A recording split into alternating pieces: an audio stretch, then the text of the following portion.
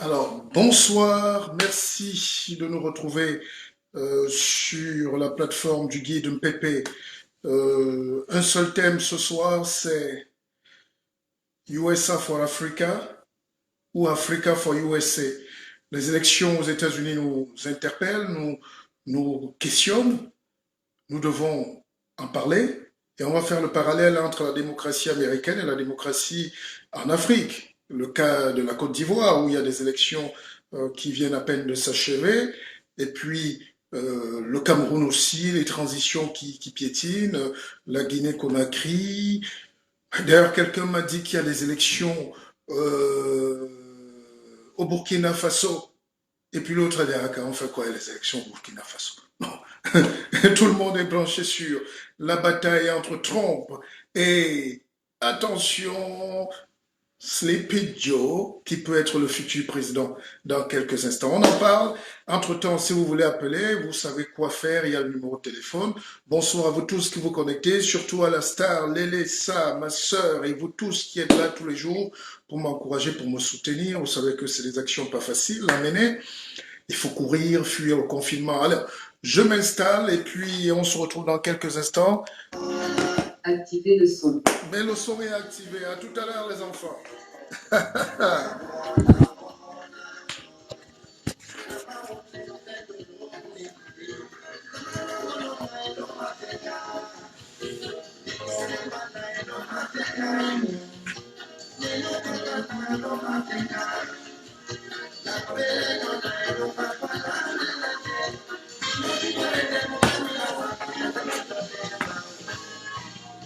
Voilà. Donc, qu'est-ce que vous pensez des élections aux États-Unis? Ambimba, à Jean-Claude Bimbe.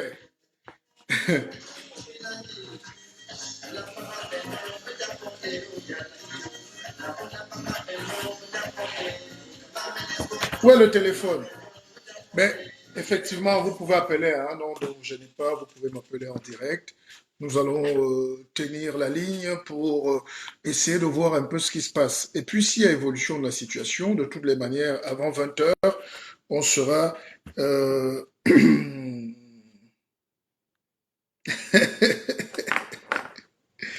Et mon frère Gabi Mbarga.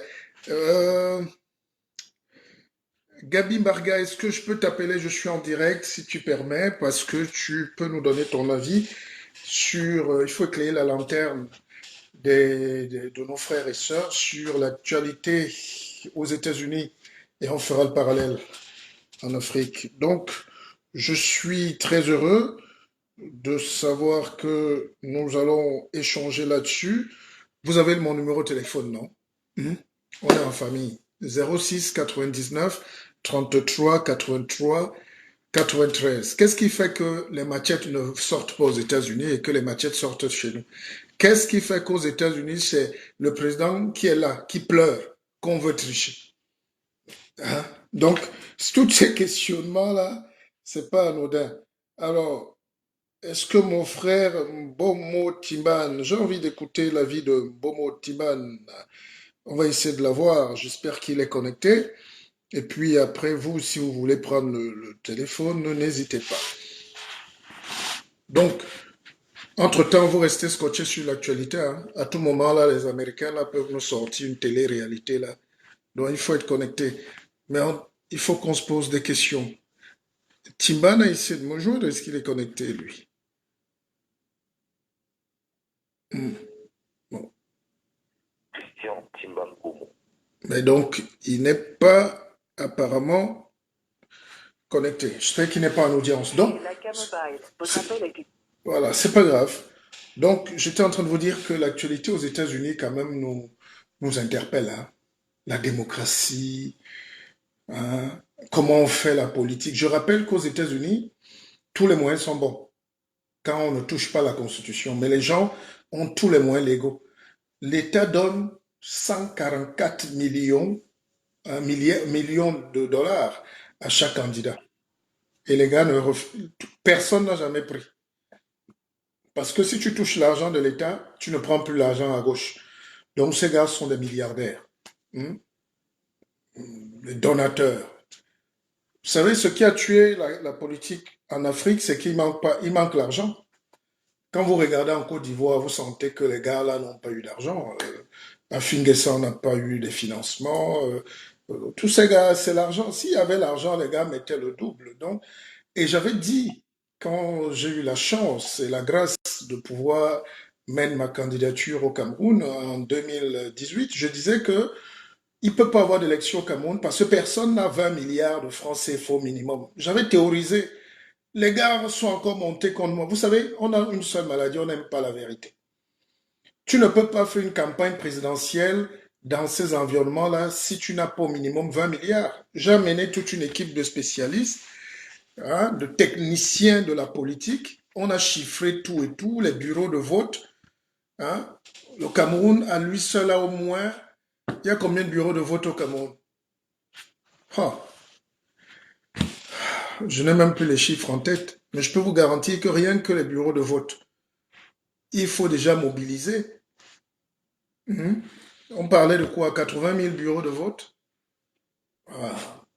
Si tu as 100 000 bureaux de vote, même si tu donnes déjà 1000 francs à chacun pour aller guetter, mais vous faites déjà le bilan. En plus, il te faut, il n'y a pas de route, il faut les 4x4, il faut...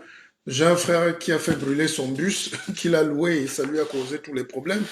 Donc, la politique, c'est une question de grands moyens et les grands pays nous montrent comment on doit faire la politique. Et deuxième chose, aux États-Unis, vous voyez bien que les gars là sont dans une autre logique et que voilà, 80 000, vous mettez même 5 000 francs par chaque. Les scrutateurs, c'est ça? Ils ne peuvent pas avoir. Donc, il faut saluer même les gens qui ont fait 1% au Cameroun. Les gens qui ont fait 5%, 2%, tous les gars là, il faut les respecter. Hein. Si l'État même qui écrit et qui fait les élections et rédige que toi, tu as eu tel montant, tu as eu telle voix, il faut... Hein? Alors, Bundes, Agbelesi, Emmanuel, Bundes. Alors, ce monsieur qui est connecté là, vous ne le savez peut-être pas, mais c'est mon frère et camarade de lutte. Hein, et il est le journaliste personnel d'Angela Merkel. Donc, il travaille dans le palais présidentiel, au Bundestag. Notez bien son numéro. Et je pense que dans notre projet de médias qu'on est en train de lancer, ça sera une pièce essentielle. Il est maître dans... Les Allemands ne trichent pas. C'est un journaliste, reporter, technicien de haut vol, réalisateur. On a fait des documentaires il y a 15 ans, il y a plus de 15 ans. Et il était... C'est ça qu'il y a... Il n'y a pas trop ça en France. Il y a très peu de Noirs qui s'éclatent, qui ont du talent et qu'on les voit. En Allemagne, pour revenir rien qu'à l'Allemagne, vous avez des Noirs qui présentent des journaux télé, des stars des grosses stars, des grosses émissions, des prime time. Même les Allemands qu'on disait nerveux, racistes et tout, quand l'Allemand te tient, il te lâche plus si tu as du talent. Donc, notre frère Bondes, c'est là-bas, et puis c'est un... Il parle à la chancelière allemande tous les jours. C'est incroyable. Et bon, peut-être si j'étais resté en Allemagne, hein, on aurait peut-être eu... hein, voilà. Mais il faut encourager ça. Et merci à vous tous d'être connectés. Alors, qu'est-ce que vous pensez des élections américaines? Je suis fatigué de suivre CNN, LCI. Bon, si je veux, quand je mène au divers, alors, les Africains sont épatants. Vous savez pourquoi? Quand je me lève, je parcours le Facebook. Je regarde tous les Facebook. Tous les lives des Africains, c'est gloire à Jésus. Non, Père, pour avoir la purification éternelle. Donc, les lives de prière. Et puis, tu as ici les autres qui font les lives de réflexion. L'actualité, ils posent des questions réelles. Là-bas, tu as des vieilles filles fatiguées, viennent là avec la Bible et tout. Je ne condamne pas la foi, mais il ne faut pas en faire trop. Hein, si l'Africain priait vraiment, si nos prières allaient vraiment où il fallait que ça aille, et c'est qu'on est là. Donc il faut réfléchir je ne condamne pas, mais ça fait pitié. Ici, tu as les frères, ils sont là, ils prient, ils dorment, ils sont des prêtres. Là-bas, le monde est en train de se construire, on ne les appelle pas, on est en train de cuisiner le monde. Ah, donc, l'élection américaine nous, nous donne beaucoup d'enseignements et j'aimerais que nos frères qui sont calés, plus calés que nous, nos frères qui sont plus ouverts, plus à même d'expliquer aux autres, puissent se connecter sur ma page et qu'on avance. Nous sommes au carrefour pour l'excellence et travaillons dans l'esprit de persévérance et d'abnégation. Donc, meine Bruder, je vous ai dit que mon allemand n'était pas très mauvais. Donc, euh, donc vous pouvez, mais Donald Trump là, Donald Trump est bizarre. Donald Trump est bizarre. C'est-à-dire, il veut se faire passer pour la victime. Le monde est bizarre. Le monde est bizarre. L'histoire de Donald Trump est passionnante parce que son père et d'ailleurs son grand-père et tout ça, c'est les Allemands. Ils viennent de l'Allemagne. Alors, Donald Trump a gagné avec le même système-là. Il a gagné Hillary avec quelques petites voix. Personne n'a recompté. Maintenant, il fait comme si il ne peut pas perdre. C'est ce qu'on appelle en réalité la blanchité, la supériorité. C'est des gars qui viennent avec un esprit supérieur. J'aime Donald Trump pour son côté conquérant, battant, que chaque Africain devrait avoir. J'aime ce côté-là où tu t'affirmes. Il ne laisse pas, même étant malade du Covid. Vous avez vu la campagne? Il a combien d'années de différence? Il a 14 ans, l'autre a 78 ans, donc ils ont 4 ans. Mais le gars, il ne se laisse pas. Ça m'a plu. Mais maintenant, humainement, voilà un gars qui, dès qu'il a eu 18 ans, son père lui a donné 1 million de dollars. Il dit que même un prêt pour faire les affaires. Vous connaissez combien de jeunes Africains à qui on donne 1 million de dollars? Donc quand il dit qu'il est victime d'un système, il s'est battu. Non mais arrêtez. Son père était milliardaire, son grand-père était milliardaire. Mais Donald Trump, c'est un monde qui s'écroule. C'est un monde des suprémacistes. C'est un monde des gens qui croient qu'ils peuvent tout avoir. Ils arrachent tout. Le monde leur appartient. Maintenant, quand il est frappé, il veut nous faire croire que c'est les démocrates qui ne sont pas du système. Je ne sais pas comment on peut qualifier ce genre de choses, mais c'est quand même c'est trop bête. Hein, Hélène et Sommer, bonjour. Est-ce que vous croyez que Donald Trump, là, et il n'est pas malade, le type là? Donc que les spécialistes de la chose politique aussi viennent qu'on débatte et qu'on éclaire la lanterne des autres. J'ai eu trop de coups de fil. On me dit, Pépé, explique-nous aussi l'histoire. Donc, en réalité, vous allez voir, on va voir comment les institutions américaines sont fortes. C'est ça qui est la plus grande leçon. Et je ne sais pas combien de temps. Melchior Fopa, je te salue et j'ai vu, hein, béni sois-tu, jeune homme, grand ingénieur. Alors, donc, moi, ça me parle. Vous savez que je fais des conférences, j'enseigne, je coach. Et puis, ce que j'ai envie de donner à mes étudiants, si je les avais en face, j'allais leur dire, trait de caractère chez Donald Trump, notez, abnégation, sens de l'obstination, la persévérance. Si chaque Africain volait 5% de Donald Trump, mais on allait se développer. Le gars, lui, il s'en fout de ce que les autres pensent. Déjà, il ne communique pas avec la cellule de communication de la Maison Blanche, la cellule ovale. Lui, il a ses tweets. Il dit, j'ai faim. Il dit, ta tête m'énerve. Et tout. Donc, trop naturel. En réalité, c'est parce qu'il est hyper puissant. Il se sent investi d'une mission et il représente, attention, près de la moitié des Américains. C'est pour ça que vous avez vu, il a plus de voix normalement, parce qu'il y a une partie des États-Unis qui représente la suprématie blanche. Et ils rêvent de revenir en force. Et ils ont eu 4 ans pour s'affirmer, c'est-à-dire ils peuvent tuer un noir en route. On s'en fout, ils cassent tout, on donne l'argent aux riches et c'est qui les riches? C'est souvent les blancs. J'ai vu un reportage hier, vous ne pouvez pas me croire. 20% d'Américains Donc, les Noirs américains, c'est 20% de la population. Et dans les 20%, là, 1% seulement est riche. Donc, les fortunés. Donc, vous voyez comment la misère est. Il y a des villes comme Baton Rouge aux États-Unis où c'est encore autant de l'esclavage. Les Blancs fortunés vivent de l'autre côté, les Noirs là-bas, parqués là-bas.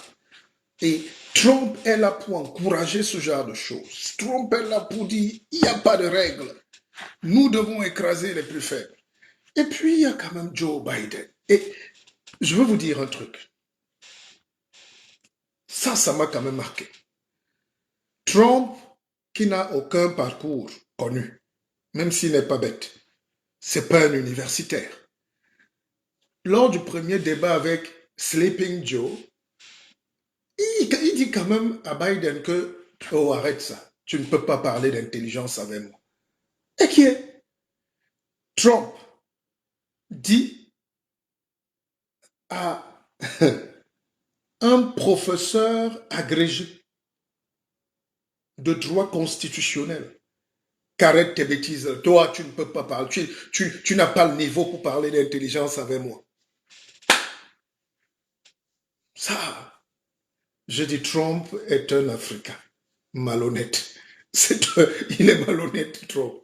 Et c'est ce genre de bonhomme, il n'a jamais payé de taxes, il ne paye pas d'impôts. C'est des gars qui font ce qu'ils veulent, il est désagréable envers les femmes, il les viole, il les insulte, il tape les gens. Mais il faut quand même à un moment que l'État te dise stop. En Afrique, ce genre de personne fait 40 ans au pouvoir. Tu vas arrêter Trump comment? Je vous prends un exemple. Le débat qu'il y a actuellement aux États-Unis sur le recomptage des votes, sur l'annulation des comptes. En fait, Trump, quelque temps avant l'élection présidentielle, il a fait nommer un de ses amis comme directeur de la Poste pour freiner les courriers, pour que les courriers arrivent en retard et pour créer le problème. Il a plus de 1000 avocats. Donc, le gars a commencé à mettre des garde-fous et c'est des gens qui ne veulent pas perdre. C'est des gens comme ça, s'il était dans un système où l'Amérique est un pays de merde, entre guillemets, comme lui-même il qualifie les pays africains, je peux vous dire que c'est qu'on a... hein? C'est qu'on a... Personne ne peut toucher Trump. Heureusement qu'il y a les États-Unis d'Amérique. On dit merci aux États-Unis d'Amérique pour cette belle leçon de la solidité des institutions. Alors, Bodès, qu'est-ce qu'il dit? Même à New York, il y a des quartiers de blancs et de noirs. Dans Harlem, bien sûr. Harlem, Jamaïque, Bronx, tout ça. Mr. Trump a l'esprit pyromane. Oui, et c'est ce genre de gars qui met le monde en danger. Mais c'est pas facile quand même à cerner. Bref, il faut qu'on en parle, mais c'est pas facile. Trump, finalement aussi, n'a pas fait de guerre. Trump est bizarre. Trump est bizarre. Il a nommé la dernière juge à la Cour suprême pour sa cause. Donc, ça fait que le gars a 80... Il a 5 juges sur 9, je pense. Voilà. Jeff Malik dit un milliardaire qui paye $750 d'impôts. Ouais, même moi-même. Moi-même, quand on me coupe les choses ici, tu peux construire une maison au pays. Mais c'est pas possible. Donc, c'est ce monde des privilèges-là, des gens au-dessus de tout, une sorte de suprémacistes, c'est des petits racistes qui se cachent, mais après, Trump va te dire qu'il n'est pas raciste. Il n'est pas ceci. Et l'Amérique, c'est l'Amérique. C'est pour ça que je regarde cette élection-là. Hein? Voilà, il a 6 juges sur 9. Bonsoir Guide, bonsoir Domergue Geneviève, ma, ma, ma chérie de Tata. Et c'est une dame qui compte beaucoup pour moi. C'est comme ma mère, c'est comme ma soeur, c'est comme ma chérie, c'est ma Tata. Alors, donc, il faut donc apprendre aux Africains à regarder avec clarté ce qui se passe chez les autres. Parce que tout le temps, on nous fait le reproche, oui, mais vous ne parlez pas de la démocratie. Ce n'est pas nous qui faisons la démocratie. Il faut qu'on amène les gens à se lever. Regardez comment tous les Américains sont en route, blancs comme noirs. Nous sommes quand aujourd'hui là?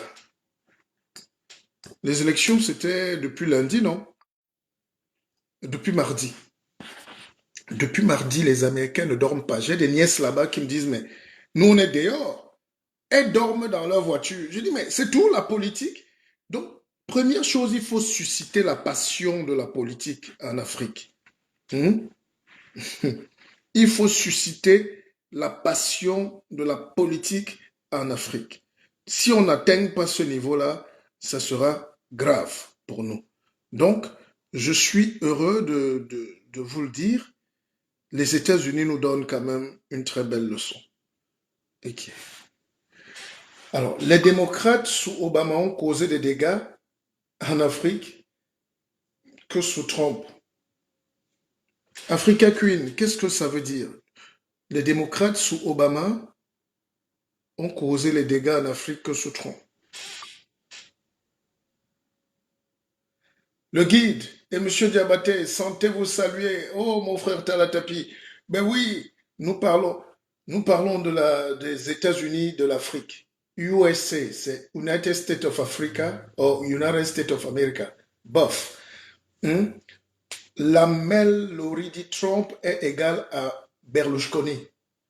Trump est égal à Berlusconi. Oui, c'est ce genre de bonhomme-là. Vous voyez même sa femme, Mélanie, est un peu gênée, mais comme la femme là, est là pour l'argent, et elle est russe, elle est ukrainienne-russe, là, elle ne parle pas. Oui, Trump, c'est Ku Klux Klan. En quelque sorte, c'est ça. C'est-à-dire, le Ku Klux Klan a été réactivé. Il a suscité dans une frange de la population américaine un racisme violent, une force, une suprématie, c'est-à-dire les Blancs doivent être partout et reprendre leur pays. C'est ça. Or, ils oublient que ce n'est pas leur pays. C'est le pays aussi d'abord des Indiens, d'abord des Noirs, d'abord des Mexicains qui sont arrivés, des gens, d'abord des Cubains, d'abord des Haïtiens. Alors, en réalité, si Biden avait gagné haut la main, on devait déjà le déclarer vainqueur. Ça coince parce que la performance de Trump a profondément surpris tout le monde. Oui, mais je suis d'accord, hein, mon cher prince. Mais non, non, c'est évidemment, ne sous-estimez pas la force de Trump. Trump tire sa force d'une grande partie des Américains qui n'ont pas le courage de tourner le dos au racisme. Ils se sentent supérieurs, c'est les suprémacistes. Et ça montre que la moitié au moins des États-Unis est suprémaciste. Et puis l'autre moitié, vous n'avez même pas vu, si on parle de l'analyse maintenant, Trump a gagné en Floride. La Floride, c'est les Mexicains, les Cubains, les Portoricains, tous ces gens-là, et puis quelques retraités milliardaires, là où notre frère Bona, parmi lesquels Richard Bona. Mais ils ont voté, ils votent souvent démocrates, mais là ils ont voté Trump, parce que Trump aussi a donné le pouvoir à l'argent. Trump dit chacun s'enrichit, les pauvres meurent. C'est pour ça que vous avez vu le Covid, il a dit foutez-nous le camp avec ça. Trump dit le masque, foutez-nous le camp. Il ne veut pas qu'on ferme les usines, il ne veut pas qu'on... Peut-être qu'il a raison, je ne sais pas. Trump, en réalité, Trump est un peu bipolaire. Trump nous ressemble un peu. Trump est comme un Africain qui a faim. Mais il est paradoxal. Il est milliardaire, mais il n'aime pas le système américain. Il n'aime pas les médias américains. Donc, si Trump était un président d'un État africain, il aurait déjà causé la guerre. Oui, c'est pour ça que je salue les États-Unis d'Amérique, parce que ça nous donne quand même une leçon, non? N'est-ce pas? Et qu'est-ce qui coince alors chez nous en Afrique? Pourquoi on n'arrive pas à avoir des choses comme ça aussi facilement? Pourquoi nous? J'aimerais que les grands savants que vous êtes, qu'on en parle un peu. D'accord? Parce que qu'est-ce qui peut pousser des gars comme Trump? Qu'est-ce qu'il y a dans sa tête? Et maintenant, il veut faire ces trucs-là, il ne veut pas reconnaître la défaite. On dit non, arrêtez ça, monsieur. Vous vous amusez là, vous vous amusez, vous vous amusez, on va vous faire très mal. Et c'est ça qu'on appelle la grandeur d'un pays. Tala Tapi dit, il y a 4 ans contre Kilton, ils étaient déjà surpris. Les mêmes erreurs. Non, mais en réalité, euh, avouez aussi que si on gagnait parce qu'on a fait une bonne campagne, euh, avouez quand même que si on a, soyons honnêtes, euh, il est fort. Trump, Trump a une énergie. Trump Trump est comme, hein, Trump est un bagarreur quand même. Oh, il ne va pas me manquer, moi, parce que je sais qu'il a perdu. Mais il y a des leçons quand même à tirer. C'est des gars qui, il n'a peur de rien. Moi, je suis comme ça. Et j'aime ça. Mais là où je ne suis pas d'accord avec son côté suprémaciste, dominateur, écraseur, c'est que les autres doivent disparaître. Omar Kouyaté dit un truc intéressant. Il dit que c'est le Gbagbo blanc. Gbagbo blanc. Oui, oui, mais non, bon, oui. Donc, enfin, dans quelle mesure, Omar Koyaté? Essaye d'appeler pour expliquer. Vous savez, quand vous écrivez, je ne peux pas comprendre forcément. Mon jeune frère, Berlin, Jonan. Alors, bonjour le guide. Bonjour mon jeune frère. Je suis fier de toi. Et d'ailleurs, c'est avec toi qu'on va essayer de mener l'opération 100 000 repas pour 100 000 enfants pour Noël, là. Quand vous voyez les enfants en Afrique, vous avez seulement pitié. On ne sait même plus quoi faire. Il y a des photos que je n'ai pas envie de montrer pour qu'on ne m'accuse pas. Je ne joue pas avec les sensibilités des gens. Mais regardez quand même la photo, comment envoyer des déplacés. Hein? Je n'ai pas voulu publier ça sur ma page pour qu'on. J'ai pas envie d'exploiter encore ces images comme l'UNICEF fait là et tout, la Croix-Rouge. Mais c'est triste. Vous voyez une enfant de. Elle a même quel âge cet enfant? Une fille de peut-être 3 ans. Elle croque la pastèque pourrie et le ventre est gros. Tu sens qu'elle a peut-être le kwashiorkor. Bon. Euh, c'est pour ça que si vous avez la possibilité de suivre cette opération 100 000 repas pour 100 000 enfants, essayez de nous faire quelque chose, un geste. Ça sera toujours bien. Alors, on parlait de quoi à la fin? Hmm. Il est très fort. Et en plus, n'oubliez pas qu'il a presque tous les médias américains contre lui. Non, mais c'est ça. Ce que je veux, moi, je suis démocrate. Moi, je veux que Kamala Harris soit la future présidente. C'est-à-dire que les Américains sont quand même en avance sur le monde. Quand ils ont exploité la prophétie, c'est pour ça qu'il faut prendre la Bible, mais pour qu'elle nous serve. Regardez la prophétie du docteur Martin Luther King, quand il était sur la colline. Bon.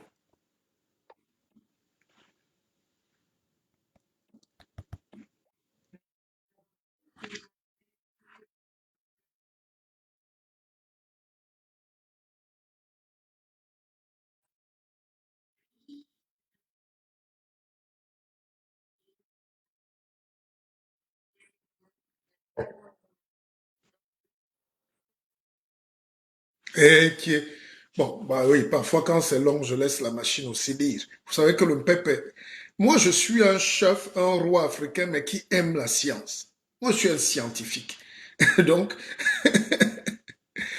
hein?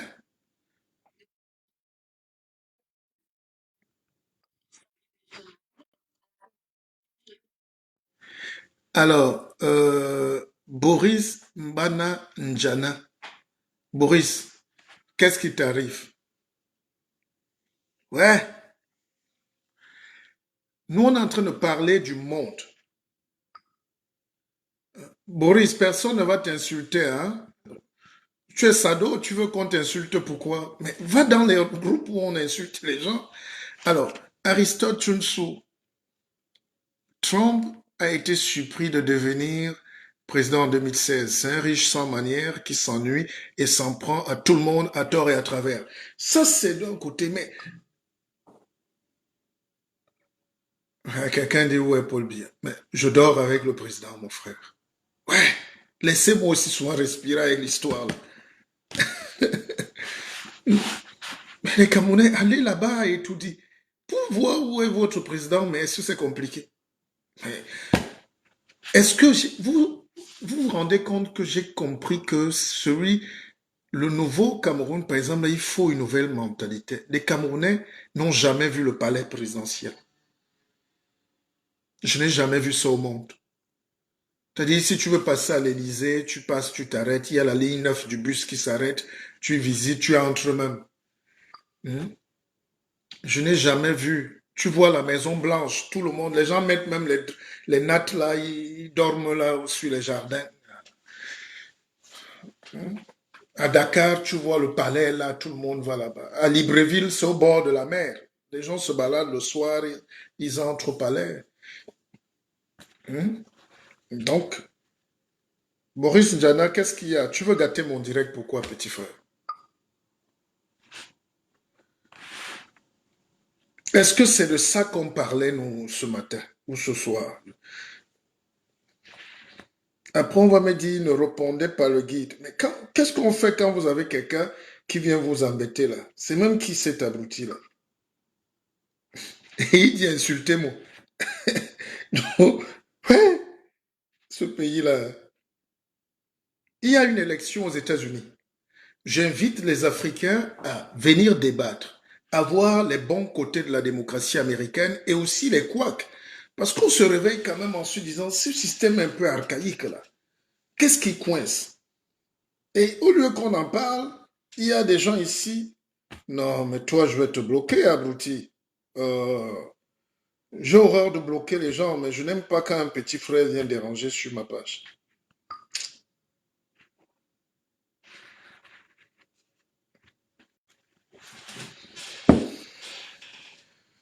Alors, bonsoir, monsieur le guide, bonsoir. On a peur que si tu le vois, le palais, ça va diminuer les pouvoirs. Non, mais vous avez des vrais problèmes. Voilà les vrais problèmes du monde qui sont en train de se jouer. Je fais quoi avec le président Biya maintenant?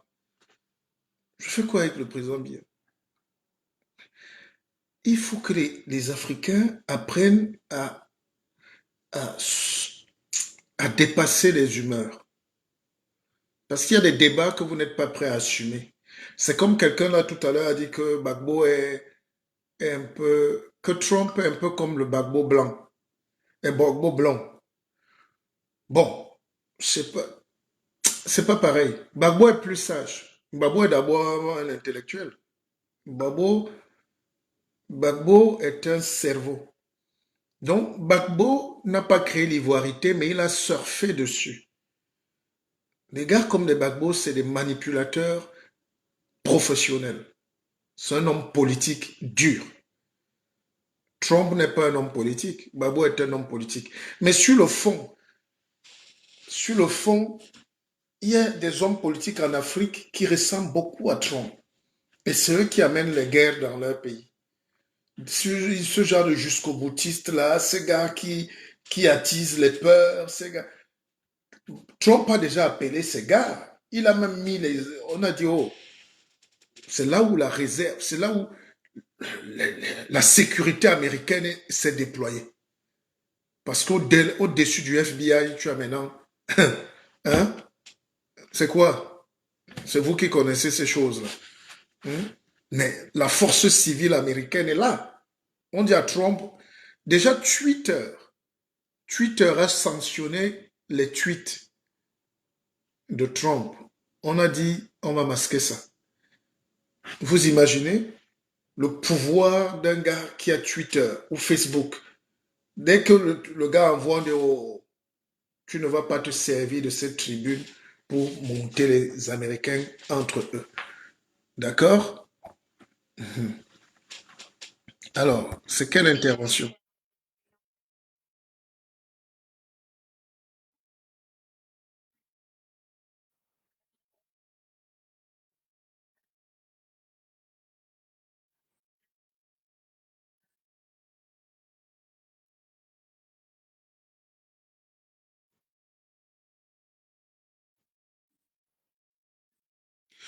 Ouais, j'ai bien compris. C'est vrai que la machine lit comme elle veut, mais c'est pas, tu n'as pas raison. Et ça fait à peine 104 ans. Enfin, il y a des situations où celui qui gagne dans ces États-là, en Floride, dans l'Ohio, ne gagne pas souvent. Ok, j'espère que j'ai Maître Bomo Timban. Bonjour, maître. Bonjour, le Pépé. Mais je, Alors, ben, oui, dis-moi. non, j'essaie de t'appeler là parce que j'étais en direct. Tu as fait une Oui, publication sur l'Amérique, sur les élections américaines, oui. où tu as parlé de la puissance divine de la prière. Donc, je n'ai pas bien cerné. Tu es plus pro-Trump ou... Enfin, donne-nous ta lecture parce que les gens veulent te comprendre aussi. Tu es un leader, monsieur. Non, non, mais en fait, moi, je ne suis pas pro-Trump ou pro-Biden. Ouais, J'ai tout simplement constaté que ce matin, quand je me suis réveillé, et quand je faisais un peu la revue de la presse, que beaucoup de journaux ont parlé de la prière que l'évangéliste Paula White ouais. a faite hier soir aux États-Unis, au moment où les résultats étaient en train de sortir. Mhm. Et elle a prié en disant qu'elle a entendu la voix de Dieu qui lui disait que c'est plié, que c'est gagné, quoi, qu'il y a la victoire de Trump. Mhm. Et j'ai été un peu curieux de me poser la question, mais qu'est-ce qui peut bien attirer l'attention des médias sur une déclaration comme celle-là? Oui. Alors, je me suis posé vraiment la question, puisqu'il y a des gens qui peuvent dire des choses, mais pourquoi cette prière-là fait l'objet de grands titres? Et que curieusement, on nous disait hier que 2 heures, 3 heures de temps après, on aura les chiffres de certains États et que c'était pratiquement plié. Mais les compteurs ont été bloqués à zéro. On n'était pas loin, ont été bloqués à 264, pas à zéro. Mhm. Il n'y a pas eu une évolution alors que Biden était à 6 points pour remporter l'élection. Donc je me suis dit, certainement qu'il y a une bagarre spirituelle quelque part. Ok. Il y a une bagarre spirituelle, ça n'est pas quelque chose de simple. Ben, On ne peut pas s'intéresser à la prière d'une évangéliste comme ça. C'est pas, il y a plein de gens qui prient. Mais pourquoi ça veut dire qu'il y a quelque part, au niveau spirituel, il y a un combat dont j'ai parlé des égrégores qui sont en train de s'affronter. tout à fait. Mais Voilà, donc, tu n'as pas donc, totalement tort. Il faut quand même rappeler qu'aux États-Unis, la religion, le pouvoir des hommes de Dieu est au-dessus même du pouvoir politique. Parce que c'est même sur la Bible qu'on prête serment. Tout est biblique. In God we trust. L'argent est dans la Bible. L'argent est dans... Dieu est partout. Et ces gens-là jouent un rôle important. C'est pour ça que même oui, Barack Obama, on connaît qui a été son mentor. C'est le même qui a été le mentor de Biden. Trump aussi a ce courant évangéliste-là très poussé, mais les gens ne le savent pas. voilà, Mais le problème est peut-être technique parce que tu sais que les gars de Trump, Trump a fait nommer il y a quelque temps le patron de la Poste aux États-Unis et il a fait oui. ralentir les courriers pour les invalider. C'était déjà calculé. Donc c'est pour ça qu'il y a du retard et beaucoup dans les bureaux de vote en Pennsylvanie, beaucoup de gens de Trump sont entrés avec les armes et les gardes. Donc il a fallu un peu bloquer tout pour remettre de l'ordre. Mais je pense qu'ils sont en train d'arranger tout ça. Mais ça a aussi un volet spirituel, évidemment.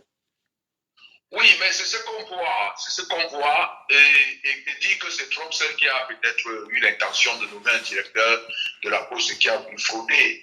Non, il faut aussi comprendre, il faut avouer, en toute honnêteté, il y a une machine, il y a un groupe de pression qui s'attaque à Trump. On voit les médias, tous les grands médias américains, on voit les grands médias, les grandes chaînes de télévision, CNN et tous les autres Oui, qui sont, mais, qui mais, sont pas, qui sont vraiment, qui sont devenus militants anti-Trump. ouais, Bon, on sait bien, on connaît l'importance des médias aux États-Unis. tout à Donc fait. on peut pas dire qu'il n'y a que Trump il y a des lobbies qui s'affrontent, c'est vrai. Il y a des lobbies très puissants qui s'affrontent. Il y a deux courants de pensée. Il faut déjà voir que quand il a aboli la loi Obamacare, là, il a mis en parenthèse, il y a Mhm. des grands intérêts, des gros intérêts là derrière, il y a des assurances, il y a beaucoup. Et il y a de très très grands enjeux dont les autres veulent reprendre. Les autres aussi ont mis des moyens. Parce Maître, qu'on a beau me dire, on a beau me dire Oui. que les gens ne sont pas déplacés, que seuls les démocrates ne sont pas déplacés. Et que les démocrates ont envoyé des lettres. Et on a des scores, attends, on peut pas, on a 200 000 personnes qui envoient, et les gens veulent justifier ça. 300 000 personnes qui envoient, des millions de personnes qui envoient des courriers. Et on dit que la plupart de ces personnes-là, ce ne sont que des démocrates. Ça veut dire que les républicains n'ont pas peur du coronavirus. Mais justement, mais c'est ce que Trump... Quand ils allaient voter Ouais. dans les bureaux de vote, Trump avait des écarts de 500 000. Et comment se fait-il que les courriers qui arrivent peut-être quelques heures après le vote physique et que ces courriers-là commencent à combler le vide? Donc, il y a quand même lieu de s'interroger aussi. Ça s'explique. Je ne dis pas qu'on le supporte, mais à Ouais. toute honnêteté, Oui. on peut se poser des questions. Bon, non, ça se voit clairement aussi que je te connais hein, dans l'engagement, mais dis-moi quand même, est-ce que tu... Oui. Bon, tu pourrais comparer, j'allais tromparer Trump à qui? Donc, comparer Trump à qui en Afrique? Parce que finalement, c'est comme si tu soutenais un dictateur qui ne veut pas quitter le palais Non, en je lui ne soutiens donnant... pas Trump, je ne soutiens pas. Moi, j'ai eu beaucoup de sympathie pour Obama. J'ai eu beaucoup de sympathie pour Obama. Et quand je sais que c'est Obama qui a mené cette campagne, voilà. moi, c'est Obama qui revient à travers Biden. Ok. Ça, je te le dis clairement. C'est bien. Mais en même temps, le devoir de vérité et de justice qui m'anime. Est-ce qu'il y a la vérité? Tu parlais tout à l'heure. Je me dis, oui. Moi, déjà, oui. moi, je ne supportais pas Trump contre Hillary Clinton. Mon rêve, c'était, j'étais malade quand Hillary a perdu cette... Mais comment tu peux parler de vérité quand on est dans un système où toi-même tu dis que la vérité, c'est celle souvent du vainqueur? Les lobbies s'affrontent, des puissants milliards sont en jeu. C'est même des chiffres qu'on n'a jamais entendus en Afrique. La campagne de Trump, c'est le budget de toute l'Afrique francophone. Oui. C'est le budget de 400 millions d'habitants.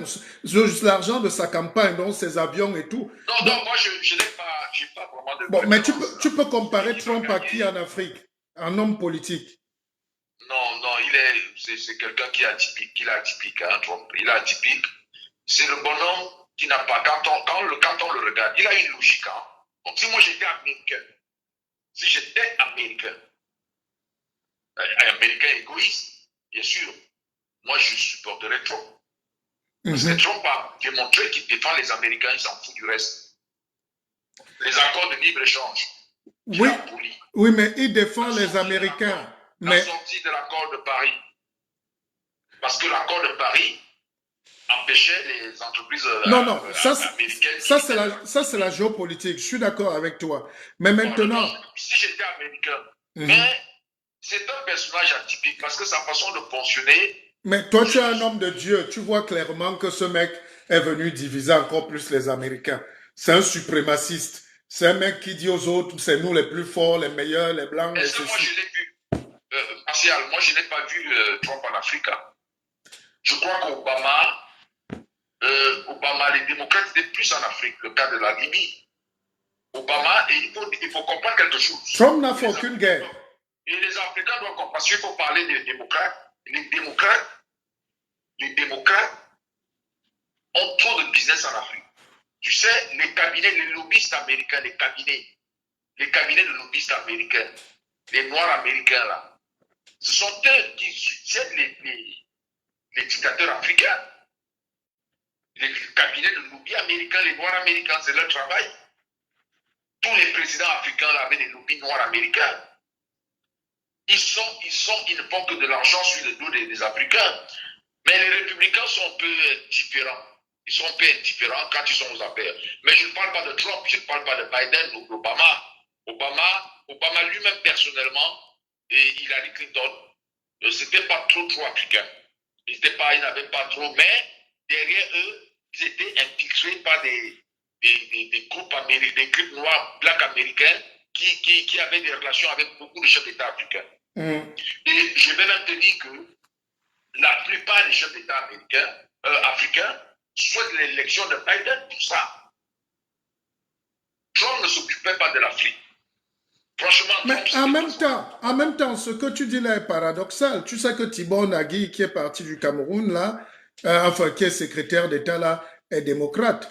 Mais en réalité, ce que tu dis là est dangereux parce que vaut mieux quand même que quelqu'un s'occupe de l'Afrique pour faire peur un peu au dictateur. Trump, lui, s'en fout. Hein. Lui, il vous regarde de Oui, je loin. dis que Trump, c'est ça que je dis qu'il n'y aura pas une politique africaine si les deux ne vont pas changer.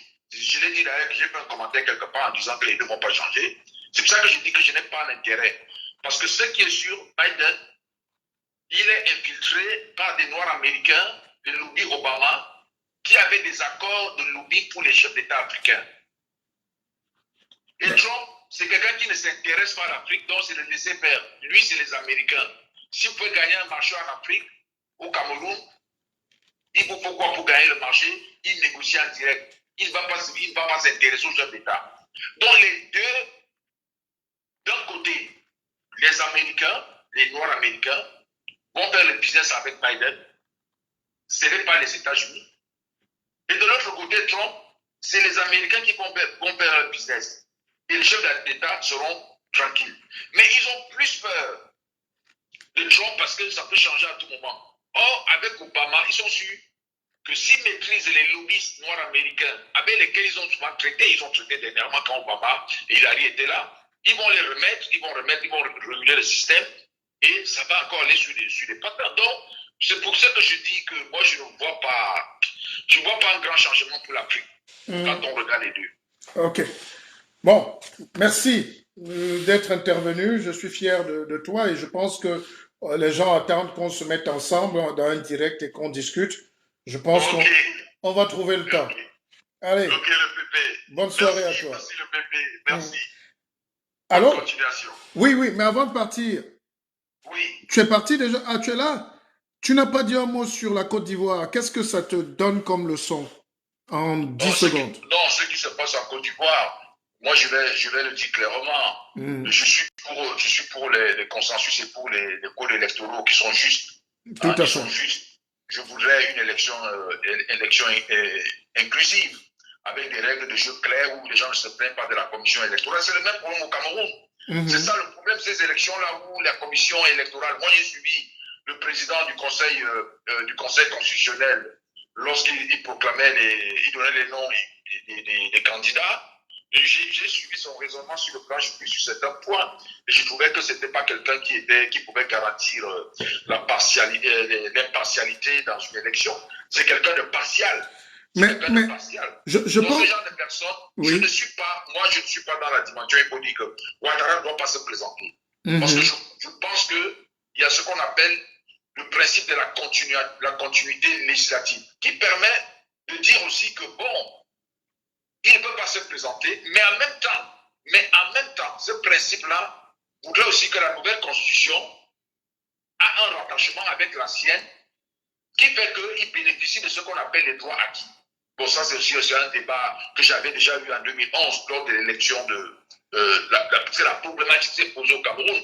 Quand Paul Biya a voulu se présenter, après avoir modifié la constitution de 1980, la constitution de 72 reformée en 96, et qu'il a modifié en 2008, où il supprime la limitation des mandats pour que désormais il puisse se présenter autant de fois.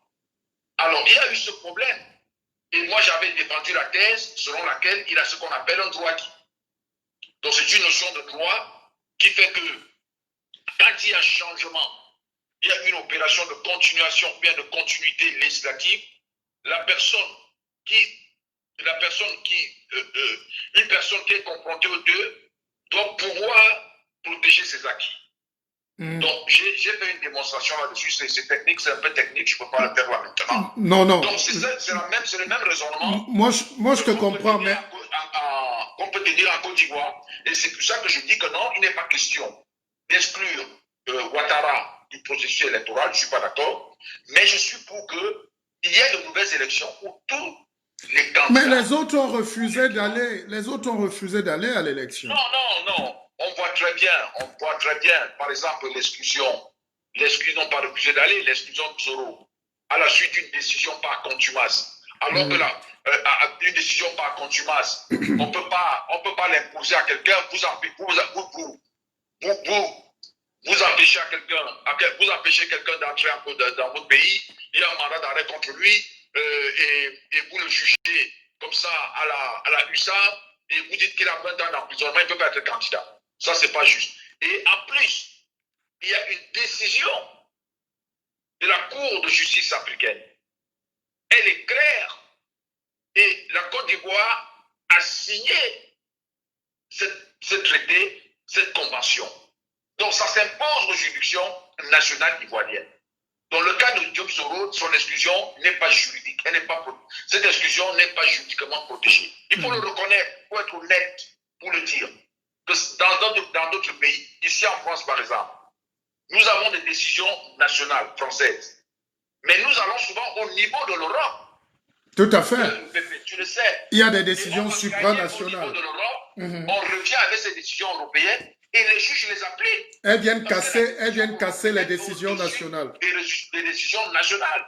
Ça, c'est un classique ici, c'est le droit communautaire. Tout à fait. Alors, comment se fait-il que la Côte d'Ivoire dise que nous, on ne va pas respecter les décisions communautaires et on va me faire croire qu'il y a le respect de la loi? Non, je dis non. Je dis donc qu'il faut que le président Ouattara respecte les décisions qui ont été prises au niveau de l'Union africaine, qui permettent à Diop Soro d'être candidat, qui ne remette son passeport à Gbagbo qui va être candidat, et que toutes ces personnes-là viennent candidater dans le cadre d'une élection ouverte, et que lui-même aussi, Ouattara, soit candidat. Okay. Moi, je crois que c'est l'honnêteté, mais exclure certaines personnes, tout ça, je ne trouve pas ça sain. C'est quelqu'un qui a, sur le plan de la compétence, personne ne peut nier, le bilan de Ouattara est merveilleux. Mais nous devons mettre au-dessus de nos compétences le droit. Parce que quand il y a illégalité ou il y a injustice, le développement ne sert à rien. Bon, j'ai pris ton avis. C'est un débat, hein. On devra en parler. J'en parle quotidiennement là. Mais merci de m'avoir quand même pris, d'avoir fait l'honneur d'être là, de répondre au pied levé à ces questions. Je reviendrai vers toi. Merci. On s'appelle très vite. Merci, maître. Ok, merci. C'était maître Mbomo Tiban, avocat au barreau de Paris. Voilà, c'était bien son éclairage. Mais vous savez qu'un avocat, hein, il joue les... Il lit le droit, il dit le droit, et avec pincette. Hein. Donc, alors qu'est-ce qu'on a comme sujet là?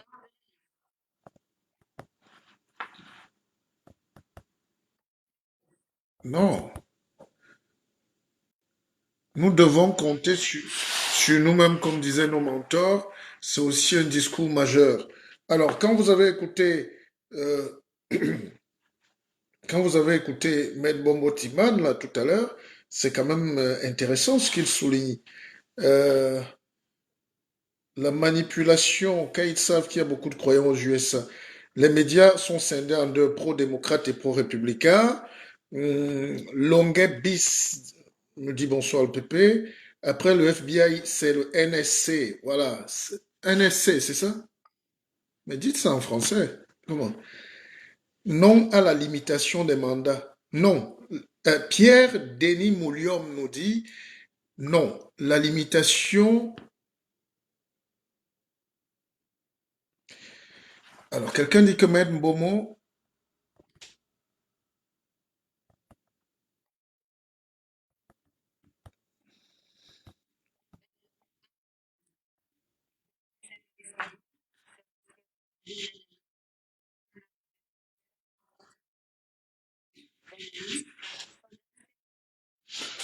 Non, c'est pas ça. Bon, vous savez, la vie de Maître Mbomo Timban était juste et justifiée. Moi, quand je donne la parole à un frère, un ami, le but, c'est pas le contradictoire pour le contradictoire, mais on peut quand même ajouter que les républicains font d'énormes business. C'est des patrons des affaires. La famille Bush, Ali Burton. Ali Burton est dans tous les ports. On parle de Bolloré partout. Bolloré ne fait même pas un centième de ce que Ali Burton fait. Même pas un centième en Afrique. Et Ali Burton, c'est le dictionnaire. Il y a des puissants groupes américains, les ExxonMobil au Nigeria, les gars mangent tout. Ils mangent 90% du pétrole. au Soudan. Mais non, c'est des gros porteurs. Comme on dit, hein, dans la Fémania, c'est les gros porteurs, les Américains. Bon, les démocrates sont opportunistes. En réalité, dans la vie, méfiez-vous. C'est pour ça que même en France, pour ceux qui sont en France et qui suivent l'actualité, on a un problème avec ceux qui se disent socialistes en France. Le socialisme, c'est créer la misère pour venir vous donner les couvertures et les boîtes de conserve et les sardines. Quand Sarkozy est arrivé au pouvoir, un bon républicain, il a dit à tout le monde, allez hop, Sarkozy est un peu de la même trempe que Trump. Voilà. C'est-à-dire le style de personne qui vous dit d'y aller, allez-y, battez-vous. Voilà, c'est un peu ça, trop énergique. Et le socialisme qui peut être similaire aux démocrates, les sociodémocrates, c'est des gens un peu très intelligents, d'une intelligence poussée, mais d'une manipulation terrible parce qu'ils vous empêchent de vous prendre en charge. C'est pour ça que vaut mieux quelqu'un qui te booste et qui te dit la vérité. Quand tu n'as pas une bonne haleine, vaut mieux que le gars te dise oh, ton haleine là, tu prends conscience.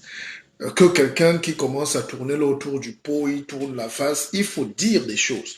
Ça, c'est le côté démocrate qui n'est pas très pragmatique, qui ne porte pas l'économie, qui ne porte pas la responsabilité des gens. Trump dit aux nègres, même si c'est sauvage, que vous là, je dois vous mettre au travail. Ça peut paraître brutal et choquant, mais il le dit parce qu'il y a un problème avec l'entrepreneuriat noir américain ou des minorités. Les Africains qui arrivent aux États-Unis sont mieux formés et s'en sortent mieux que les Noirs américains qui sont là. Les Nigériens sont les meilleurs avocats, les Cubains, les médecins, les sushis, les Camerounais, les ingénieurs. Les Noirs américains, même à 60 ans, le jean touche les fesses. Allô? Allô? Oui, bonjour. Il y a trop de bruit. Je n'aime pas le bruit. On éloigne les bruits. Ah, Mhm. c'est bon? Oui, c'est bon. Oui, bonsoir, Lucky. Bonsoir, mon très cher. Comment tu vas? Je vais bien, et vous? Oh, je me porte très bien, à la preuve. Bon, j'ai vu le thème, et le thème allait sans, j'espère que nous autres profanes en politique, on aura le niveau, puisque de temps en temps, il faut aussi donner son opinion, parce que il ne faut pas être intellectuel aussi, il faut aller Il y a assez de faire des bruit, il y pays. a assez de bruit autour de toi et puis je pense pas qu'on t'écoute bien là. C'est bon maintenant? Allez-y rapidement pour qu'on gagne du temps parce qu'il y a des gens Allô? qui appellent. Oui, ça fait 2 minutes, mais on ne vous entendait pas. Oui, j'écoute. Le débat n'est pas que pour les intellectuels. Intellectuel ne veut rien dire. Hein. Ok, ok. Allez droit au Moi, but. je voulais donner mon opinion.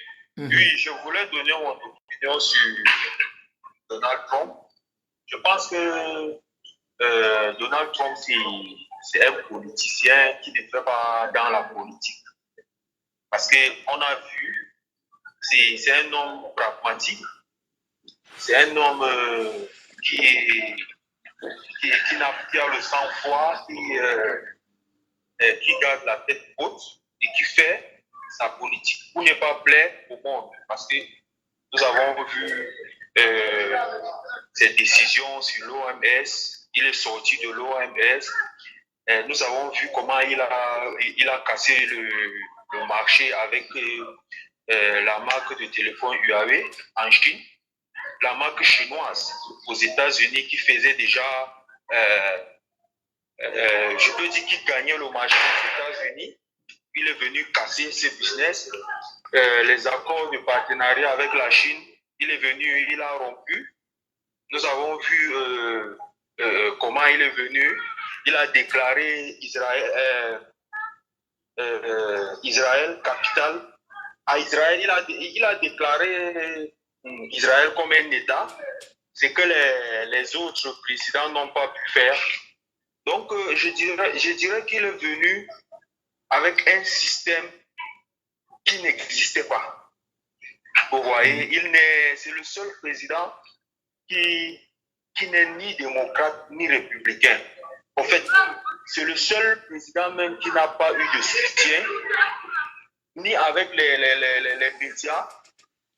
Nous avons vu comment CNN et les autres médias internationaux et américains ont fait des campagnes de sabotage contre lui. Bon, il faut reconnaître que ça crie hein, énormément. Hein. On va peut-être le reprendre tout à l'heure, mais il faut avouer quand même que c'est assez lourd là. Hein. C'est assez lourd son intervention. Il faut prendre des mesures. Il y a les enfants qui dansent, qui crient et c'est pas agréable pour vous à la maison. Allô, bonjour. Allô? Oui, bonjour. Oui, allô? Allô? Oui, bonsoir. Vous nous écoutez? Bonsoir, je m'appelle Emmanuel Mi.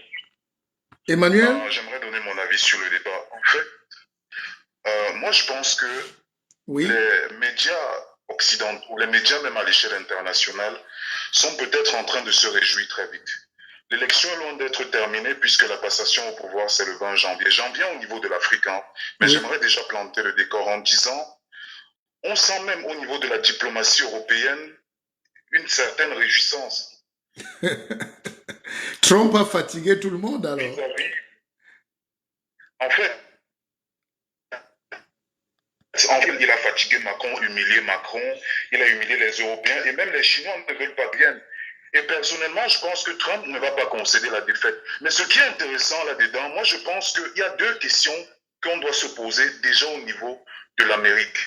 Est-ce que aux États-Unis, il n'est pas possible de frauder? Parce que j'ai l'impression que très vite, les médias veulent déjà présenter Trump comme un mauvais perdant, comme quelqu'un qui ne veut pas perdre. Moi, j'ai l'impression que j'ai peur de la conflagration qui peut arriver aux États-Unis, un pays où on sait où il y a 400 millions d'armes qui circulent. Trump ne fait qu'affirmer que la Cour suprême, et on comprend maintenant pourquoi il voulait tant nommer une juge rapidement à la place de Ruth Bader Ginsburg. Mais on a l'impression que cette élection va finir au niveau des tribunaux. Et si la Cour suprême le proclame président, je me demande bien comment les démocrates vont réagir. Maintenant, est-ce qu'il peut concéder une telle défaite avec tous les dossiers internationaux qu'il a engagés? Il est sorti de l'accord de Paris sur le climat. Non, mais... Il est en froid avec l'Iran. Je pense même que s'il est réélu, il y aura une guerre avec l'Iran. Non, Emmanuel, je suis d'accord avec toi, mais il y a quand même une continuité dans la République, dans les grands pays. C'est pas comme nous, là. Oui, Marcel, je ne refuse pas. Mais est-ce que la continuité, dans ce cas précis, on peut l'évoquer? Parce qu'on a quand même un président depuis bien avant son élection qui vit un bashing systémique des médias. On ne peut pas comprendre qu'un tel président, avec autant de bons résultats économiques, pas vu depuis 50 ans, les médias le présentent comme un bon à rien, comme un bouffon, comme un ceci. Je suis un peu inquiet parce qu'on se demande qu'est-ce qui se passe. Est-ce que Trump, c'est celui qu'on n'attendait pas et qui gêne finalement un ordre qui était déjà établi? C'est celui qui est venu manger à la table de celui qu'on ne voulait pas. Et qui, visiblement, je suivais quelques débats hier, c'est dans l'air sur France 5, on disait le Trumpisme, finalement, on le croyait mort, mais finalement, peut-être Biden a 72 millions de votants pour l'instant, mais Trump est quand même monté jusqu'à 68 millions de personnes. Maintenant, pour venir à la question de l'Afrique, je pense véritablement, et là je vous rejoins au niveau de ce que vous... Je pense que Trump va agir à la Gbagbo. C'est vrai que je ne trouve pas de similitude entre Trump et les présidents africains, parce que là, on a quand même quelqu'un qui s'est battu une économie. Les présidents africains sont nuls en économie, et je peux même étendre ça jusqu'à l'Afrique du Sud. Ramaphosa est arrivé au pouvoir, il disait qu'il allait injecter 100 milliards dans l'Afrique du Sud est en crise. voilà un créateur de richesse. Et je pense qu'en Afrique, on aura besoin de ce genre d'hommes politiques, c'est-à-dire des gens qui se réalisent dans leur propre vie, qui sont experts dans leur domaine, qui ont des réalisations et qui viennent maintenant proposer ça à la société. Pas des gens qui se lèvent un beau matin sans parcours, sans rien, sans aucune réalisation et veulent devenir des présidents de la République. On le voit au Cameroun avec beaucoup d'imposteurs là qui, parce qu'ils parlent bien, veulent être des présidents. Et c'est ce que je reproche aux démocrates. Parce que l'une des questions que je voulais mettre sur la table, oui, on peut donner tous les défauts à Trump. Mais la question, pourquoi Biden? Pourquoi Biden? Quelqu'un qui a 47 ans de vie politique. Moi, j'aimerais même dire que c'est Biden qui est comparable aux hommes politiques africains. Des gens qui ne se retirent pas et qui n'ont pas forcément de bilan. L'une des choses que Trump a aboli dans le bilan de Biden, c'est la signature du traité NAFTA. Le traité NAFTA qui a délocalisé énormément d'emplois américains du côté du Mexique, du côté de la Chine. Trump, qu'est-ce qu'il fait? Il dit, je veux faire revenir les entreprises aux États-Unis. Et je vais taxer les producteurs américains qui produisent ailleurs pour venir vendre aux États-Unis. Mais à côté de ça, qu'est-ce qu'il fait? Il dit, non seulement je veux que vous reveniez aux États-Unis, mais je fais la réforme fiscale pour que les entreprises baissent. Bon, moi, j'ai envie de dire, attendons voir, rien n'est fini tant, comme certaines personnes aiment souvent dire ici au Cameroun, rien n'est fini tant que ce n'est pas fini. Je ne pense pas que Trump va quitter le pouvoir. Je pense que ça va finir au niveau de la Cour suprême. Et je pense que d'ici 2021, c'est toujours Trump qui va signer les traités internationaux. Ok, ben, merci. C'est un peu ma modeste contribution. J'espère que je pourrai revenir. Ah oui, non, bravo, ton intervention était magnifique. Merci de revenir. Hein? Alors, donc, dis donc, le débat est chaud ce soir, n'est-ce pas? Alors, qu'est-ce que lui nous dit là, le frère Emmanuel? C'est quand même terrible ça. Donc, lui, il est un peu trumpiste. Mais il faut quand même avouer que Trump est bizarre. Ce gars est bizarre. Personne ne sait qui il est. En même temps, il dit qu'il n'est pas du système, mais tu peux être milliardaire et ne pas être du système. Non, son système, c'est les portefeuilles puissants américains. Son système aussi, c'est les évangélistes. Trump a un système. Son système, c'est la République suprémaciste. C'est les blancs, là, les petits blancs fous là qui ont les armes partout. C'est les gars qui affirment leur supériorité. Trump, c'est pour le libéralisme exacerbé. Et dans chaque élection américaine, il y a toujours une influence. Il y a une influence des réseaux, il y a une guerre internationale. Parce que celui qui contrôle la présidence des États-Unis, même indirectement, contrôle en réalité le monde. C'est pour ça que Poutine, lui, ne joue pas beaucoup. C'est Poutine qui a fait gagner Trump. Et c'est le beau-frère de Poutine. Il a sa fille. C'est comme ça aussi qu'il faut expliquer la politique terre à terre. Mais Trump a fait une seule erreur, c'est qu'il s'est attaqué à la Chine. Et quand tu t'attaques aux Chinois, tu payes. Un tozo. Le Chinois, il ne parle pas faux. Il rumine ça, il dit un tozo. Il se tait là, il calcule. Le corona, ça détruit toute l'Amérique, toute l'économie américaine. Trump savait il y a 6 mois qu'il gagnait. C'est-à-dire, Biden, il ne faut jamais aussi insulter ton adversaire. Sleeping Joe, Trump savait qu'il n'a personne. Comme disait Balbo, c'est maïs. Or, la réalité politique, il faut faire très attention. Je me suis essayé à ces choses-là. Ne dis jamais que tu es le plus fort. Quand en 95, j'ai commencé à préparer ma candidature au Cameroun, je me sentais, je plafonnais, mais parce qu'il y avait un petit budget là, non. Et puis 5 ans après, t'es rien du tout. On n'a même pas parlé de toi. Donc, Trump a oublié qu'il faut avoir des coudées franches. Et la Russie joue un rôle. La Russie n'est pas très présente dans cette élection. Poutine ne parle pas. Or, généralement, il intervient. Même, vous savez que les Russes sont les premiers grands pirateurs du monde. Ils ont détruit la campagne d'Hillary en mettant tous ses mails, même ses caleçons dehors. Ça fait que ça détruit Hillary au profit de l'autre.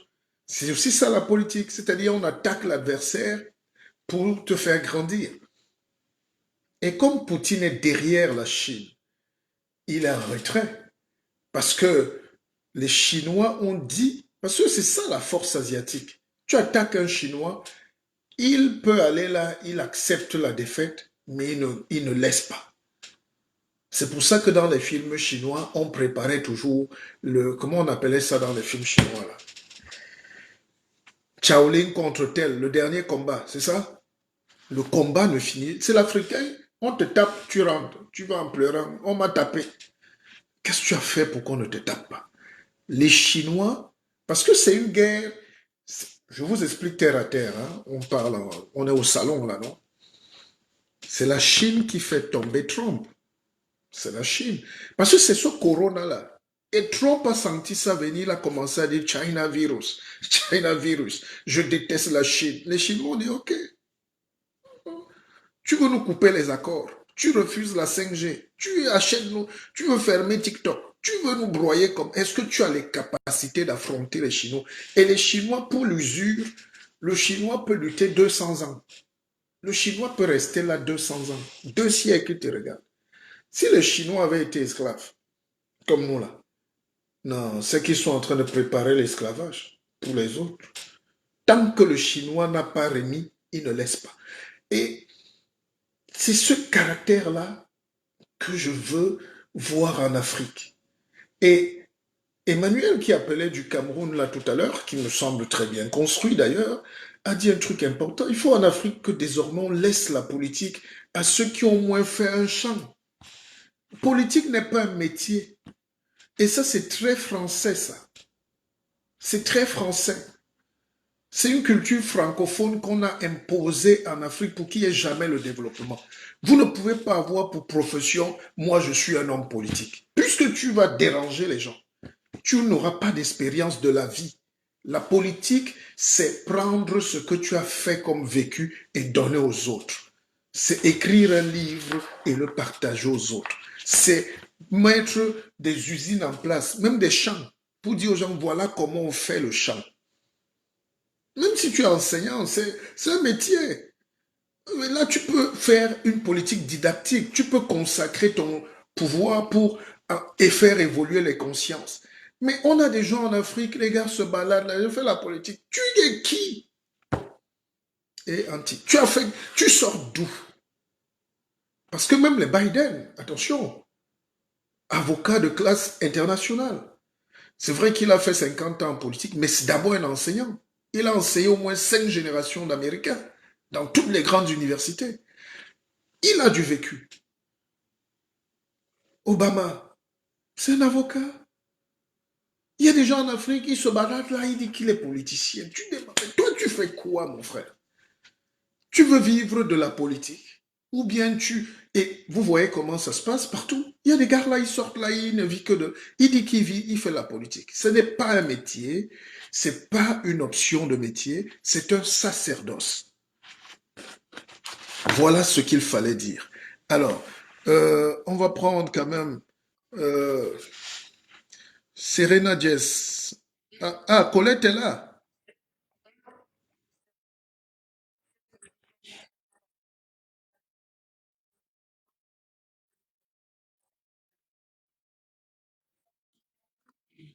Ah, Serena Jess, je n'aime pas les mots comme ça dans mes directs. Tu es pourtant adorable. N'amenez pas ces choses-là ici. Arrêtons un peu ça. Ça ne me plaît pas. Je veux faire des... Je rêve de faire des directs où on cause en se respectant, en ne pas qualifiant. Parce que l'Afrique est tellement pauvre.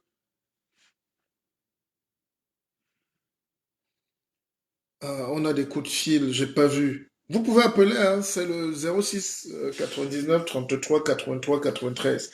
Notre frère a appelé tout à l'heure, mais vous avez vu, il y avait trop d'enfants qui jouaient derrière. On n'a pas pu bien le suivre. Donc, on va peut-être le reprendre. Alors, qu'est-ce que j'étais en train de dire? Je souhaite quand même qu'on évolue dans la pensée en Afrique, ou au Cameroun principalement. Quand je fais des directs, il faut que les gens qui me suivent supportent le fait que je fais des directs pour le monde entier. S'il n'y avait pas le corona, j'ai 4 invitations pour Haïti, pour des conférences, pour les États-Unis. Donc, quand quelqu'un vient dire Sardina ou Tontina ou tout ça dans mon direct, il gêne, il gêne la progression de mon savoir parce qu'il permet pas aux autres de comprendre de quoi on parle. C'est très personnel ce genre de problème. Et il y a des directs où les gens s'occupent de ce genre de problème. Ou bien je souhaite que quand je fais des directs spécialement sur un thème donné, si vous voulez qu'on parle tout le temps du Cameroun, des mêmes choses, je fais un direct et vous dites ce que vous pensez là-dedans. Mais quand on fait un débat simple comme celui-ci, c'est-à-dire on analyse les élections aux États-Unis, est-ce qu'il y a une comparaison à faire avec les élections chez nous en Afrique? Est-ce qu'il y a une comparaison à faire? Comment le système américain fonctionne? Qu'est-ce que ça inspire Obama, Biden, Kamala et Trump de ce côté, Spencer? Comment on voit la politique américaine? C'est de ça qu'on parle. Et puis après, on donne un avis. Pas forcément aller dans l'invective. Parce que si tu insultes un groupe, notre groupe va venir aussi s'insulter et ça ne nous fait pas avancer. De Chesco dit bonsoir le guide. Bonsoir, je suis très heureux. Hein?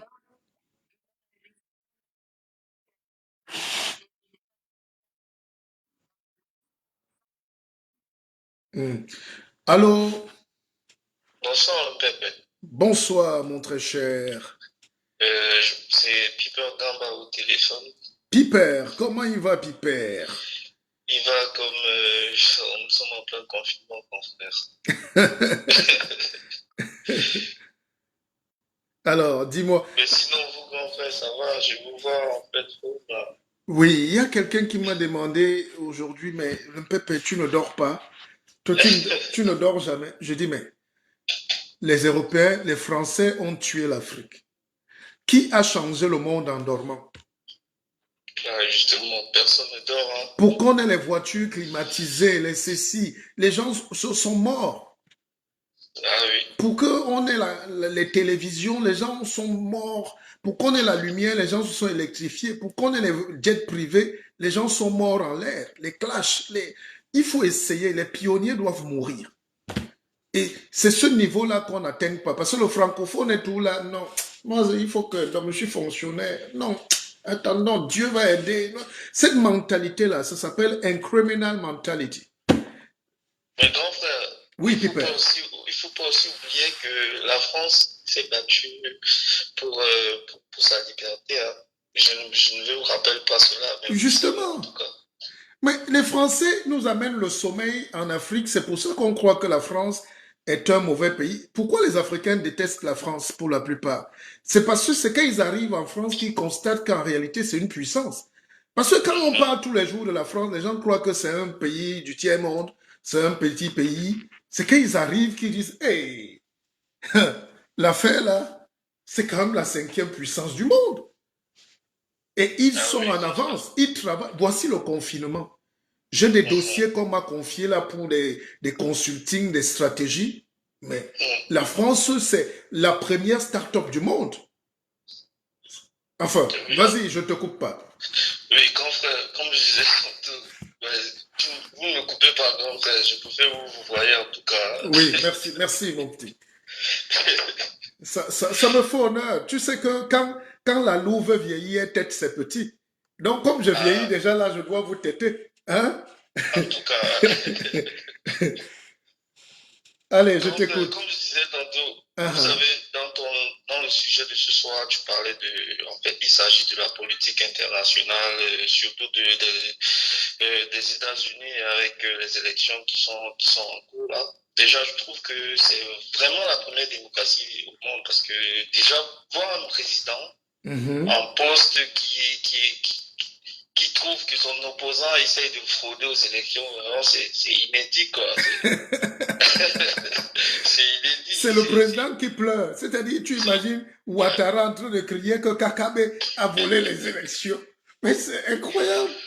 Ou que Biya en train de... C'est Biya qui dit que Kamto a volé ses élections. Mais ça c'est beau, non? Ouais, c'est des bons mots. Ça prouve que, ouais, il y a vraiment... Il y a un contre-pouvoir pouvoir. C'est ça la véritable démocratie. Encore qu'aux États-Unis, on oublie de dire qu'il y a des partis libres, hein, parce que j'ai vu une dame là qui a eu pas mal de pourcentage dans l'État d'Alaska, et elle est en candidature libre. Donc il y a assez de candidatures libres aussi.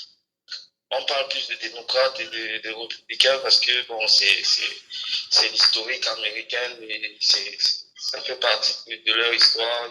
Ils ont décidé de faire deux, trois de mesures avec les grands partis. Revenons sur les États-Unis, grand frère. Ouais.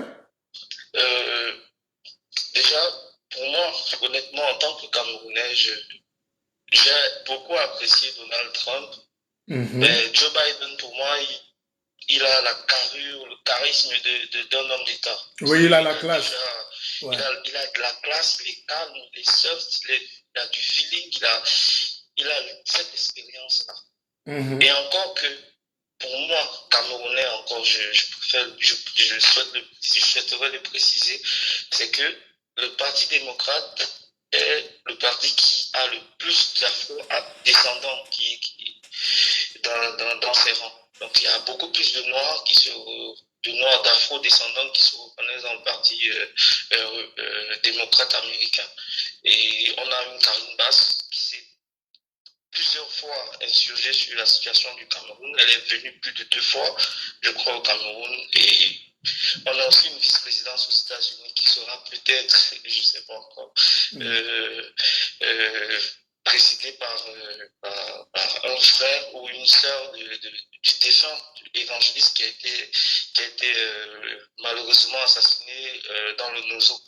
Donc ça fait que le problème camerounais va vraiment être pris au sérieux. Parce que Donald Trump, lui, il était American First. Mais toi, tu crois que les États-Unis vont faire quoi, même si c'est Biden qui arrive? Le problème du Cameroun a quoi à voir avec les Américains? Ça a vraiment quelque chose à voir, grand frère. Je vais te dire simplement que depuis 2011, entre 2009 et 2011, ils ont procédé à un regroupage des afro-descendants. Il fallait, sur l'administration Obama, bien sûr, ils ont procédé à un millier ou un millième, je sais pas le terme. Non, je comprends. Ils ont procédé à un travail de test ADN Ancestor. Non, j'ai compris, mais honnêtement, mon jeune frère, mon fils Piper, moi aussi, mon rôle aussi, c'est de vous dire les vérités, non? Tu sais que Montaigne a écrit un livre qui s'appelait Les Essais. Et là-dedans, il dit, tu ne meurs pas de ce que tu es malade, mais tu meurs de ce que tu es vivant. Il faut que les Africains enlèvent dans leur tête définitivement qu'un jour, les États-Unis d'Amérique peuvent venir régler un problème en Afrique, surtout des problèmes d'entre eux là-bas. L'Amérique n'intervient que quand son pétrole est saboté, quand un Américain est kidnappé, quand... Grand frère, est-ce que vous êtes d'accord avec moi que d'ici 2050, on dit, d'après les prévisions des Nations Unies, l'Afrique, c'est l'avenir du monde? Mais ça fait 1000 ans qu'on dit ça. Est-ce qu'on va parquer, est-ce que la population noire, afro-descendante, qui est à la recherche de son ADN, de son origine en fait, qui est en train de vouloir se rassurer en tant que peuple libre, est-ce que cette descendance-là, ces Américains, actuellement blancs, n'auront pas besoin d'utiliser ce carnaval-là pour avoir une certaine légitimité au niveau de leur implication en Afrique? Ok. Mais finalement, j'ai compris. Donc pour toi, tu sais que les Américains, si les démocrates viennent, c'est une chance pour régler le problème au nord-ouest ou au sud-ouest, c'est ça? C'est carrément ça, parce que déjà, Karen Bass est d'origine camerounaise. J'ai compris. Je note ça. Et Barack Obama a trouvé son ancêtre qui s'appelle John Punch, qui était le premier afro-descendant, esclave, même pas afro-descendant, parce qu'il était le premier esclave qui a été assigné à résidence aux États-Unis. Il venait du Cameroun et c'est l'ancêtre de la mère de Barack Obama. Il a commencé un travail en Côte d'Ivoire, bien comme mal, on peut le reprocher de tout ce qui s'est passé, mais au moins ça a bougé en Afrique. la période de l'administration Obama. Ok. La période de M. Trump, c'était un peu évasif parce que son obsession pour la Chine, comme vous avez dit tout à l'heure, et tout ça, il n'était pas vraiment impliqué. M. Thibault Nagui a essayé de faire des trucs, mais bon, c'était comme ça, quoi. Donc, je pense que, ouais, là, la photocratie va vraiment disparaître parce que là, il y a des Afro-Américains ça va bouger, grand frère. Je pense, en fait. Je note ton avis, je ne le contredis pas. Alors, pour l'opération de nos enfants, là, pour Noël, tu fais quelque chose, non? Bien sûr. Comme toujours. Bien évidemment. Ben voilà. Je te remercie. Déjà, je vous remercie déjà de penser à ces enfants-là. Oui. Guide, c'est la moindre des choses qu'on puisse faire, hein, le guide. Sinon, on ne va pas dormir tranquille. Le champagne n'aura pas la même saveur. Merci, mon cher petit. Je t'en prie, grand frère. Très respectueux. Alors, vous voyez, voilà des jeunes. Bien, il vit en France, ici, et il est à Paris, il est courtois, voilà cette jeunesse-là qui a besoin des aînés. Je suis là, je suis votre grand frère. Je suis là pour écouter, pour trouver des solutions avec vous. Et je suis d'accord. Alors, Chanceline Tanga appelle des USA. Il y a un appel des USA là. C'est grave. Allô? Très grave même. Allô? Yes. Bonsoir, Chanceline. Bonsoir. Grâce des cas. Je pense que l'antenne est pour nous, les Américains, n'est-ce pas? Oui, mais enfin, dites-nous un peu, parce que nous, ici, on fait les doctorats sur vous là-bas. Oh, c'est vous qui devez nous dire ce qui se passe. C'est quoi? N'est-ce pas? Ben, il se passe que c'est la nuit des grands couteaux. C'est serré. N'est-ce pas? Et tout le monde le voit et chacun apporte son point de vue. Et voilà, chacun se donne son idée de comment ça se passe, qui est victorieux, qui ne veut pas l'être. Voilà, c'est mitigé, on attend. Tant que c'est pas fini, c'est pas fini. Donc jusqu'à présent, la partie n'est pas gagnée. Mais toi qui es une noire intellectuelle et tout ça là, tu es démocrate, non? Tu es un peu Biden. Je suis au milieu. Ah, non, mais non, donne-nous ta... Voilà pourquoi le Cameroun n'a pas de révolution. Parce que chacun dit que... C'est pas dire il faut être Biden. C'est pas dire il faut être... parce que, tu vois, à l'international, aujourd'hui, on fustige beaucoup Trump. Ouais. Mais sur le terroir, même il est aimé. La preuve en est. S'il n'était pas aimé, on n'arriverait pas à 200 avec lui au niveau du collège électoral. Non, les gars l'aiment, hein? Non. Ouais. Oui, bien sûr. Ça veut dire que quelque part, il y en a qui trouvent leur compte. Il est bizarre. C'est un gars qui a ses gens. Et ces gens sont prêts à mourir. Et c'est ça qu'il faudrait faire comprendre, parce que tout à l'heure, je suivais celui qui disait que bon, Biden va venir, les choses vont bouger au niveau de l'Afrique. J'aimerais dire quand même à mes connaissances quelque part que notre destin ne dépend pas des autres. C'est de nous-mêmes.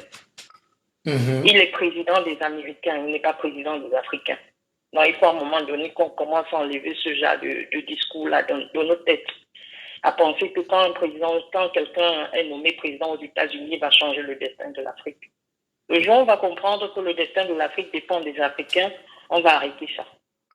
Tu comprends un peu? Tout à fait. Donc là, si moi, je te dirais, je serais démocrate, mais d'un autre côté aussi, il y a quand même la faille chez les démocrates, il faut le reconnaître, parce que c'est un système qui est basé aussi beaucoup sur le socialisme un peu. Justement. Et de toi à moi, on sait très bien que le social n'aide pas vraiment l'homme.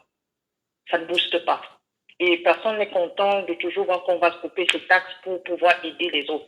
Parce que dans l'aide aux autres, il y a ceux qui se contentent de ce social-là. Il y a d'autres qui payent, il y a d'autres qui profitent. Il y a aussi la dignité humaine. Le fait d'aller dire à quelqu'un, on va prendre les caleçons là-bas, va prendre la sardine, va prendre ceci. Et les Noirs dorment là-dessus. Aider quelqu'un, c'est pas toujours lui donner. Il faut apprendre à la personne à pêcher. Tu vois?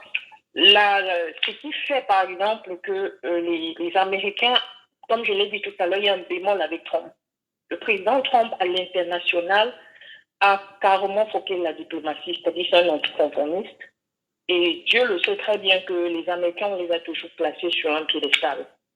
La représentation américaine à l'extérieur, c'est-à-dire que c'est le tact, lui, ça en fout.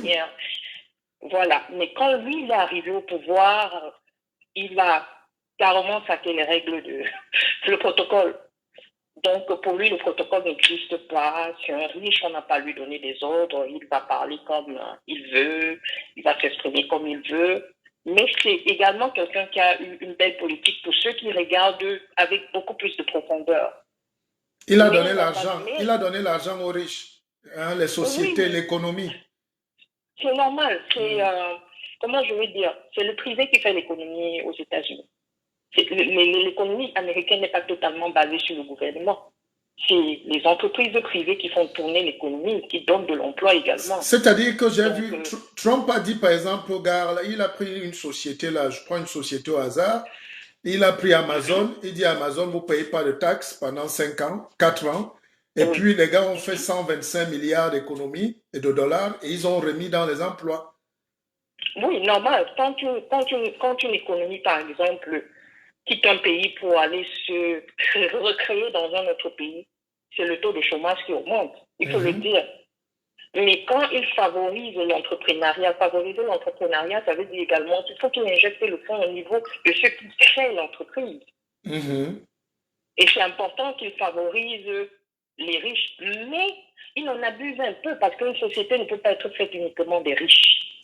Il faudrait que quelque part, il pense que la classe pauvre existe aussi. Il faudrait faire quelque chose pour cela. Mais dans la politique de Trump, en fait, il n'a rien à foutre avec Trump, lui, il a une bouche comme...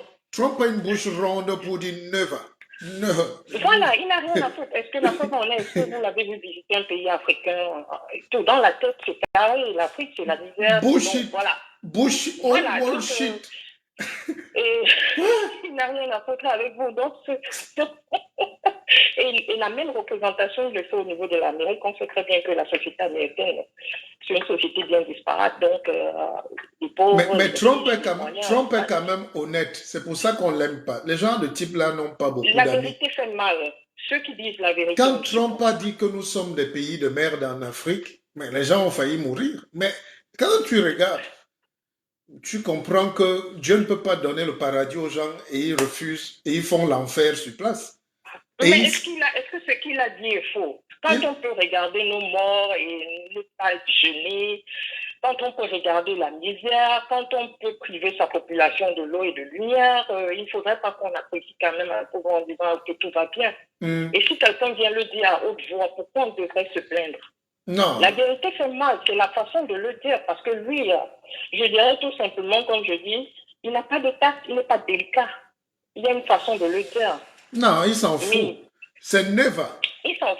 Ever. Ça heurte l'image des États-Unis à l'extérieur. Ça heurte l'image. Mais en même temps, vous dites... Mais finalement, alors, il faut quand même choisir. Ça, c'est pas le... Ce n'est ni le Mangambe, ni le Tchamassi, ni le Bolobo ici. Donne-nous ta position. Au Cameroun, vous ne prenez pas position. Même aux États-Unis. Attends, je vais te dire qui je supporte. Moi, je supporte Biden. Mais ça ne veut pas dire que je suis d'accord avec toute la politique de Biden. Je suis d'accord avec moi. C'est pour ça que j'aimerais juste donner mon point de vue à ce niveau parce que Biden, certains diront Biden... donc si je t'écoute bien, tu as pris Biden by the way. Non, pas by the way. Je n'ai pas pris Biden by the way. J'ai pris Biden aussi en me référant à la politique d'Obama parce que je sais très bien que Biden, c'est lui qui a fait Obama. Mais voilà! Sur son nez. Voilà.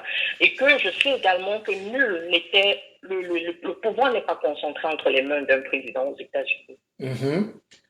Voilà. Donc, nul n'était que la Chambre, le House et le Sénat ne passaient pas les lois d'Obama. Obama était l'un des meilleurs présidents aux États-Unis parce qu'il avait un bon programme pour les États-Unis. Il était équilibré. Ce n'était pas le président des Noirs américains ou des présidents. Et aussi, moi, je prends Biden quelque part parce que, bon, je suis aussi une femme. Parce que quand je regarde le ticket de Biden avec Kamala Harris derrière, et qui plus est une immigrée, et dont je connais également la pointe, que je sais que c'est ce ticket-là, justement, que les Blancs suprémacistes ne supportent pas. Parce qu'on regarde le fait que Biden soit... Justement, mais c'est pour ça que...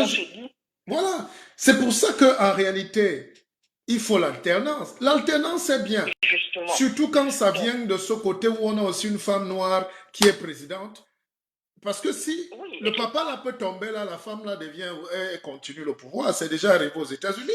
justement, et qu'on sait très bien que les États-Unis ne sont pas prêts ou n'accepteraient jamais, moi je parle surtout le côté suprématiste blanc, prête à avoir une femme comme présidente, et spécialement une immigrée.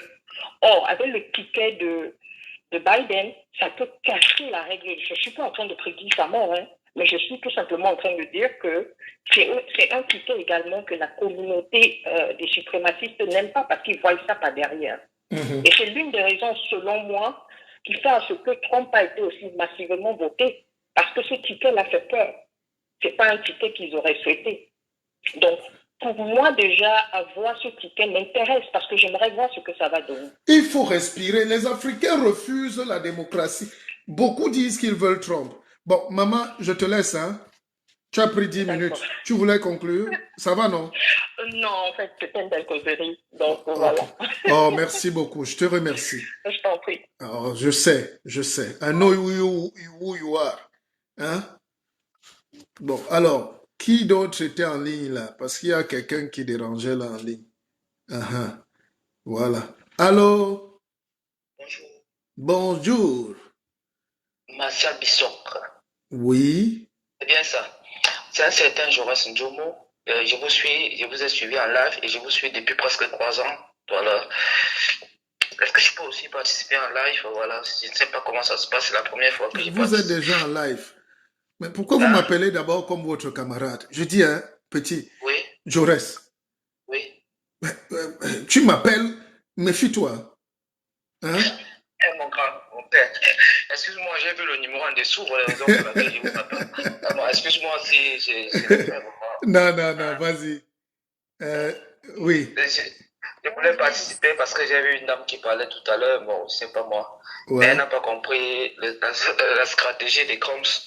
Et voilà, c'est la première fois que je n'ai jamais participé à un live, ouais, jamais de ma vie. Okay. Et je vous suis depuis longtemps, voilà. C'est quand même moi, non?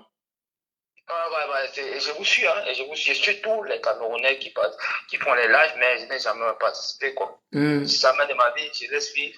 Et bon, il y a des grosses erreurs, des bêtises, voilà.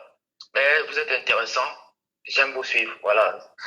Hein? Vous? Et cette dame a parlé, vous avez secoué la main là. J'ai compris que vous n'êtes pas d'accord avec. Non, je suis d'accord. Moi, mon rôle n'est pas d'être d'accord ou pas, c'est de donner la chance. Voilà. Mais je vous laisse aussi vous exprimer. Je sais que les gens ont besoin de parler. Hein. D'accord. Les gens parlent 10-15 minutes. Il y a un petit là qui me demande le lien pour participer pour les enfants. Je te coupe pas. C'est le PayPal. Il est sur mon lien là. C'est PayPal Bissocre Guide. Tapez mon PayPal. J'ai pas vu. Je n'ai que vu le numéro là. Bon, je suis pas allé plus loin quoi. J'ai juste vu le numéro et voilà. J'ai juste appelé parce que voilà. Non, vas-y déjà. Bon, écoute, cette dame n'a pas compris la stratégie des Crumbs. Elle a dit tout à l'heure. Crumbs a les emplois et tout. Elle a oublié que Crumbs, tu as parlé des Amazon tout à l'heure. Hein? Comme Amazon, Crumbs a demandé de ne pas payer les taxes pendant 5 ans et réinvestir pour créer des emplois. Mais elle n'a pas compris ça. C'est une très bonne stratégie, la création des emplois. C'est l'objectif des Crumbs.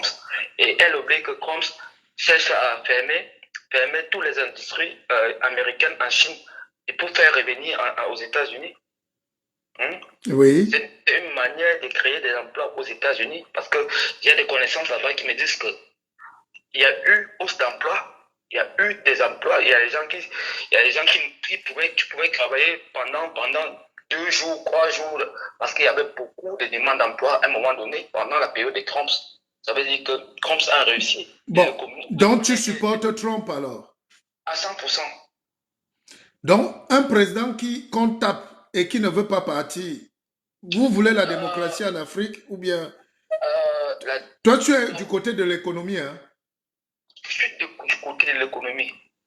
Mais oui, Sérène a dit que la dame dont tu parles là a très bien parlé. Attends, c'est une grande intello qui était en ligne. Elle vit aux États-Unis. Hein. Elle est à Washington. Donc... Oui, je suis du côté de l'économie. Du côté de l'économie. Parce que quoi? Il doit y avoir des des morts. Certes, Corona a créé des morts, mais Crops a, je suis en France comme vous. Hein? Aujourd'hui, là, il y a perte d'emploi de combien en France? Moi, j'ai même perdu mon emploi. Pas seulement moi. J'en connais plusieurs qui ne savent même pas comment faire. Hein? Mais comme ça dit, il y a des gens qui vont mourir, certes, mais je valorise l'économie. Hein? Et l'économie, avant le Corona, était très haute. Vous voyez, vous connaissez, vous êtes mieux positionné que moi pour le dire. Hein? Et pendant le Corona, certes, la mairie n'a pas baissé, quoi. Mais tu as perdu ton emploi, je te dis courage, tu vas le retrouver déjà. On est en train de relancer on espère, mais après combien de temps? Parce que le Covid, là, c'est jusqu'en 2021, peut-être la fin d'année 2021. Non, il faut être positif.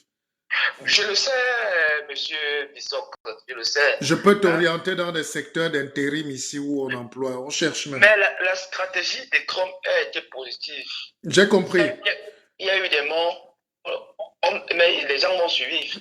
Parce qu'il y a eu l'économie n'était pas à terre. Mais en France, on est haut. Il y a eu des morts, mais l'économie est haut. Voilà, c'était ça ma position et j'espère vous continuer le débat avec vous plus tard. Ne pas être plus long. Merci mon petit, merci. C'est quand même touchant. Vous voyez, un jeune qui appelle, il a des problèmes, l'économie. L'économie en France, c'est brutal. Hein? Les gens croient que c'est les jeux. Les gens perdent leur emploi dans cette Europe. Mais moi, je ne me soucie pas des Blancs, là.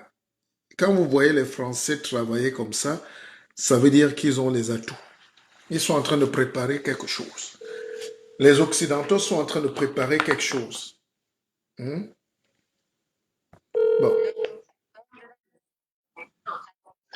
Allô? Allô, le grand Pépé? Oui, mon frère Mambingo Ekwe, Mounanyangwam, depuis le Canada. Oh, je suis content de t'entendre. Je te suis là. Mais tu sais que tant que tu n'es pas encore intervenu, je ne peux pas partir. Je voulais déjà partir, mais je disais, mais où est Mambingo Ekwe? Allez, vas-y, je t'écoute alors. Qu'est-ce qu'on peut dire? Oh, attends. Allô? Oui, le PP, c'est encore moi. Excusez-moi de revenir. Oui. C'est que je voulais rappeler à ma soeur des États-Unis que non, je ne suis pas émotif quant à la gestion de l'Afrique ou l'implication américaine en Afrique. Il n'y a pas de souci. Elle a compris. Alors, où est Mambi? Oh, il a gâté la ligne. Bon, c'est pas grave. Le guide, il ne m'a pas écouté, il ne m'a pas compris. Mais il a rappelé pour s'excuser. Ouais. Mais c'est quand même un gentleman. Hein? Ce petit frère-là, il est... Moi, je suis là fatigué. Nawolo. Moi, je ne fais pas les longs directs. Ce direct, il va faire 2 heures ou quoi. Oui. Allô, le grand Pépé? Oui, mon cher Mambingo Ekwe. Comment vas-tu? Je t'ai perdu là tout à l'heure. Oui, non, il y a un Camerounais de Paris qui appelait là pour donner son avis. Donc, ça a un peu coupé ta ligne. Ce que j'entends est très intéressant. Je voulais juste rebondir parce que il y a... Ouais, je veux revenir sur 2 ou 3 détails là. Oui. Le premier détail, il y a un jeune homme qui a parlé tout à l'heure en disant que si Biden venait au pouvoir, peut-être que ça sauverait les États africains ou le Cameroun, je sais pas quoi, quelque chose comme ça. Sincèrement, il faudrait que des gens comme vous, parce que moi je considère que tu fais partie des lumières de notre pays, de notre continent même. C'est te dire à quel niveau je te classe. Tu fais partie des lumières du continent africain et je souhaiterais que de temps en temps tu apprennes aux Africains, aux Camerounais que notre liberté viendra de nous-mêmes, elle ne viendra jamais de l'extérieur. Les gens ne viendront pas de l'extérieur nous sauver. Quand Biden fait sa campagne, c'est pour le peuple américain d'abord, c'est pas pour gagner et venir sauver ceux qui souffrent de l'injustice en Afrique, au Cameroun, dans le Nozo. Ce genre d'idées, je crois que ça nous infantilise. Et ça vient surtout du fait que nous-mêmes qui sommes d'une autre génération, on a toujours cru que nous sommes, oui, des pays sous-développés, des pays en voie de développement, et c'est des grandes puissances qui feront tout pour nous. Il faudrait que nos enfants aujourd'hui, on est quand même au 21e siècle, que nos enfants aujourd'hui apprennent dans les écoles qu'ils vont à l'école pour devenir les leaders de demain. Et être les leaders de demain, ça veut dire sauver leur pays, développer leur pays. Et que ça viendra d'eux. Ça viendra d'eux, ça ne viendra jamais de l'extérieur. C'est la raison pour laquelle on est en train de rester très très longtemps, de durer longtemps dans pas la colonisation. J'aime bien l'expression que tu emploies, tu utilises souvent, la domestication. On est carrément dans la domestication parce que on est toujours dans ce discours, oh, les autres viendront nous sauver. Obama a fait 8 ans au pouvoir, il n'a pas sauvé l'Afrique. C'est une preuve, voilà un exemple clair. Obama, africain, en fait d'origine africaine, il a fait 8 ans au pouvoir aux États-Unis, il n'a pas sauvé l'Afrique. C'est ça. Au contraire. Quel levier tu peux utiliser, quel levier juridique tu peux utiliser dans un pays comme les États-Unis pour aller bombarder les gens qui ont leurs problèmes au nozo? Ça n'a aucune valeur. Voilà. Donc, aucun intérêt américain n'est menacé. Voilà. Donc il faut qu'on quitte ce mode de pensée que tel viendra au pouvoir, il viendra nous sauver. Tel autre viendra au pouvoir en Occident, il viendra nous sauver en Afrique. Même le petit Macron qui est arrivé il y a quelques jours, je l'entendais dans ses campagnes, il disait oh, on va faire une autoroute d'Alger qui ira d'Alger jusqu'au Cap de Bonne-Espérance en Afrique du Sud. On attend toujours. Donc il ne faut pas rêver parce qu'on veut compter sur les autres, les pays occidentaux.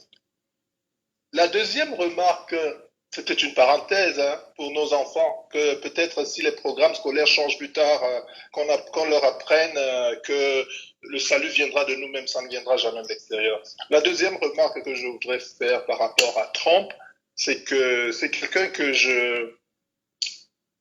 j'aimais beaucoup. C'est quelqu'un que j'aimais beaucoup parce qu'il a compris très vite, avant de rentrer dans l'arène politique, il a compris très vite qu'il pouvait exploiter un espace qui n'est pas souvent exploité, ou alors un espace où les gens n'osent pas. Par exemple, il s'est dit, bien, au lieu de faire un combat monotone républicain contre démocrates, moi je veux créer mon nouvel espace nationaliste contre les mondialistes. Il est rentré dedans, tout gonflé, homme d'affaires, nationaliste. Il arrive, il met Hillary Clinton à terre, et le monde est surpris. Il a utilisé tous les moyens qu'il pouvait, mais il a eu en 2016. Et bon, il a appliqué une politique de nationaliste. On peut ne pas aimer, mais il a fait ce qu'il a pu pour l'économie américaine. Bien, le Covid-19 est arrivé, malheureusement, il n'avait pas prévu ça, mais il aurait fait encore plus fort pour l'économie américaine. Super. Sauf que l'establishment américain, et je dirais même l'establishment mondial, ne veut pas de lui parce que il dérange. Il dérange. Oui, c'est ce qu'il faut dire. Il dérange. Mais c'est quand même curieux. Bref, tu as raison. Mais c'est un cas d'école quand même. C'est un cas d'école. Oui. Mais il faut que les Africains... C'est pour ça que j'aurais souhaité... Peut-être je ferai un autre direct là-dessus. Aujourd'hui, je voulais plus écouter les gens, mais je vais expliquer aux gens en réalité comment le monde fonctionne aussi. Et oui, s'il te plaît. Voilà. S'il te plaît, et explique surtout aux Africains comment le monde fonctionne. Parce que moi, quand je suis arrivé en Amérique du Nord, je vais te donner une petite anecdote. Je suis arrivé en Amérique du Nord et puis j'expliquais à des enfants dans un espace.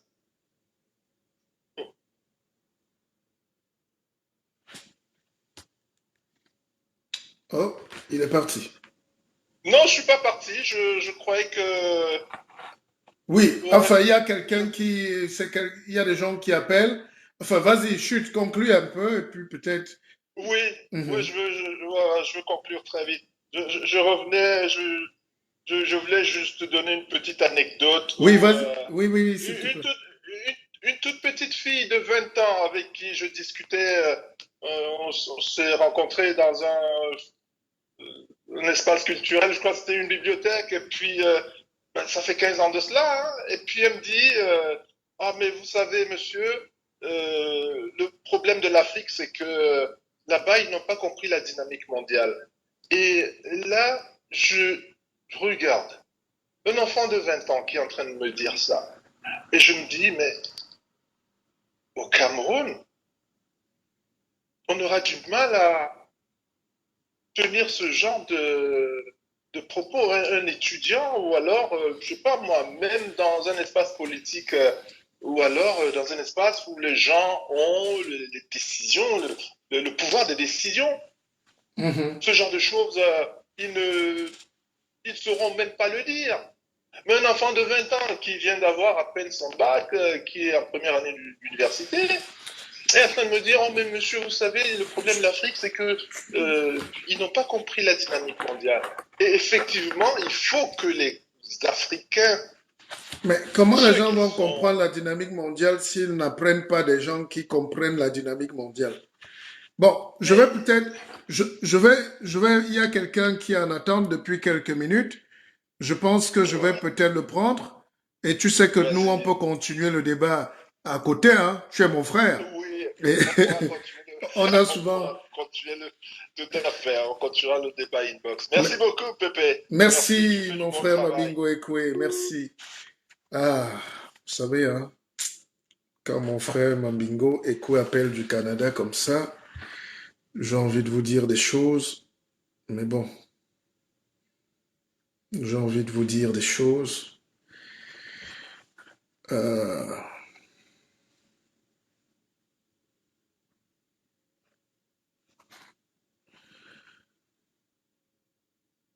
Le guide, ceux qui juste pour internationaux, cette élection. Bon, on a eu plein d'appels. Bon, écoutez, je pense qu'on va. Et qui a appelé beaucoup comme ça?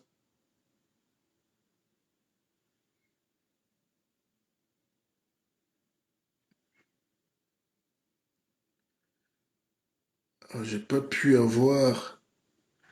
Ok.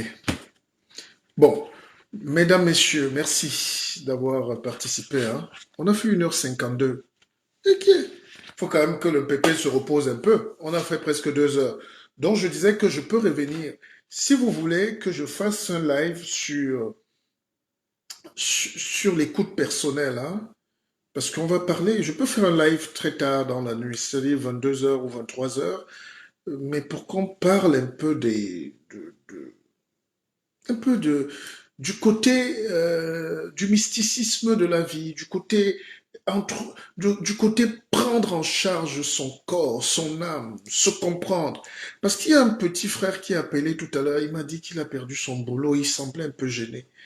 Il y a des choses qui vont avec une, une prédisposition pour gagner toujours. Mais je ne sais pas comment vous expliquer ça. Là, on est entré dans les choses un peu compliquées. Mais je voulais dire à tous les jeunes qui désespèrent, et comme mon frère Mambingo a dit tout à l'heure, une jeune fille de 20 ans dit qu'on manque de dynamisme, de maturité. Les jeunes de 20 ans au Cameroun sont dans les bars, hein. Ils sont dans les snacks, la chicha est partout, hein. Hein, même en Côte d'Ivoire, la chicha, ils sortent seulement les machettes après. Donc, notre jeunesse semble abandonnée, semble désespérée. Il manque des lumières pour porter ses enfants, pour leur montrer le chemin. Il manque des gens de conviction en Afrique. La conviction, c'est un peu ce que Donald Trump fait là. C'est-à-dire la foi. Et la foi, il faut être mystique. C'est pour ça que vous avez vu Timban parler tout à l'heure. Maître Timban parlait tout à l'heure de l'évangéliste et tout. Les Trumps sont dans une dimension mystique. Tu ne peux pas être à ce niveau élevé de vibration spirituelle et tu n'es pas un mystique. Le mystique, c'est quelque chose qui se rapporte à la foi, à l'élévation et puis à la connexion entre toi et le divin. Et les Africains sont très vite coupés de cette connexion avec le divin. C'est pour ça que leurs prières sont parfois ou toujours des mauvaises prières. Ils croient prier, mais ils ne savent pas qui prie et comment on prie. Et toutes ces choses-là m'amènent à dire qu'on ne peut pas aider tout le monde. C'est pour ça qu'on a l'académie, pour former les gens, pour leur dire, la vie est codée. C'est une sœur qui m'appelait hier de Suisse. Elle m'a dit, mais elle vit avec un homme, un Européen, c'est là qu'elle comprend que les Européens, chez eux, tout est rituel. Ça fait 15 ans qu'ils vivent ensemble, mais elle voit le gars, c'est depuis qu'elle m'écoute, qu'elle voit comment le gars agit jusqu'à l'assurance vie, jusqu'à... Donc, elle dit, mais nous, on néglige ces choses, mais eux, ils croient. Bon, c'est pas des lives qu'on fait pour tout le monde, donc on aura le temps. Et ceux qui veulent vraiment m'écrivent aussi inbox. Donc, je m'arrête là pour ce soir. On va regarder tous l'actualité des États-Unis, le journal. Là, je peux même mettre le journal, là, nous tous on regarde. Donc, c'est notre télé. Moi, les heures ne me font rien. Je peux faire 8 heures de discours. Mais je vous laisse et on se retrouve tout à l'heure, ou très tard dans la nuit, ou demain matin. Vous avez été formidables. Et pour l'opération des enfants, le lien PayPal est là. On peut donner un repas chaud à des enfants au nord-ouest, des orphelins, des enfants abandonnés, à Yaoundé, ils dorment à Kalafatas, sous le froid. Les femmes de ministres passent, les DG, les ministres passent, hein? Bia même passe. Ces enfants-là ne comptent pas. Et dans les villages, alors, à Monatélé, est-ce qu'on regarde les images de nos pays, là, est-ce qu'on est fiers? Eux, ils sont contents. Moi, je vois le Moyen-Âge. Je vois l'esclavage. Je vois... je ne sais pas comment vous expliquer. Je vois la saleté. Je vois la misère. Pas la voir, je la renifle, la misère. Et je suis très sensible à ce genre d'histoire parce que nous sommes des rescapés. Nous aurions pu y passer. Bon, moi, un peu moins, mais nous tous, on est exposés à ça. La misère. Un enfant qui n'a pas de jouets, qui n'a pas de vêtements, qui ne mange même pas, même en décembre. C'est quand même fort, non? C'est fort, non? Il faut qu'on fasse quelque chose. Et puis, il y a une dame qui a dit de faire un live sur la révolution camerounaise. Bon, on va essayer, peut-être demain, je ne sais pas, en rapport avec l'actualité. Allez, je vous aime, hein? Portez-vous bien.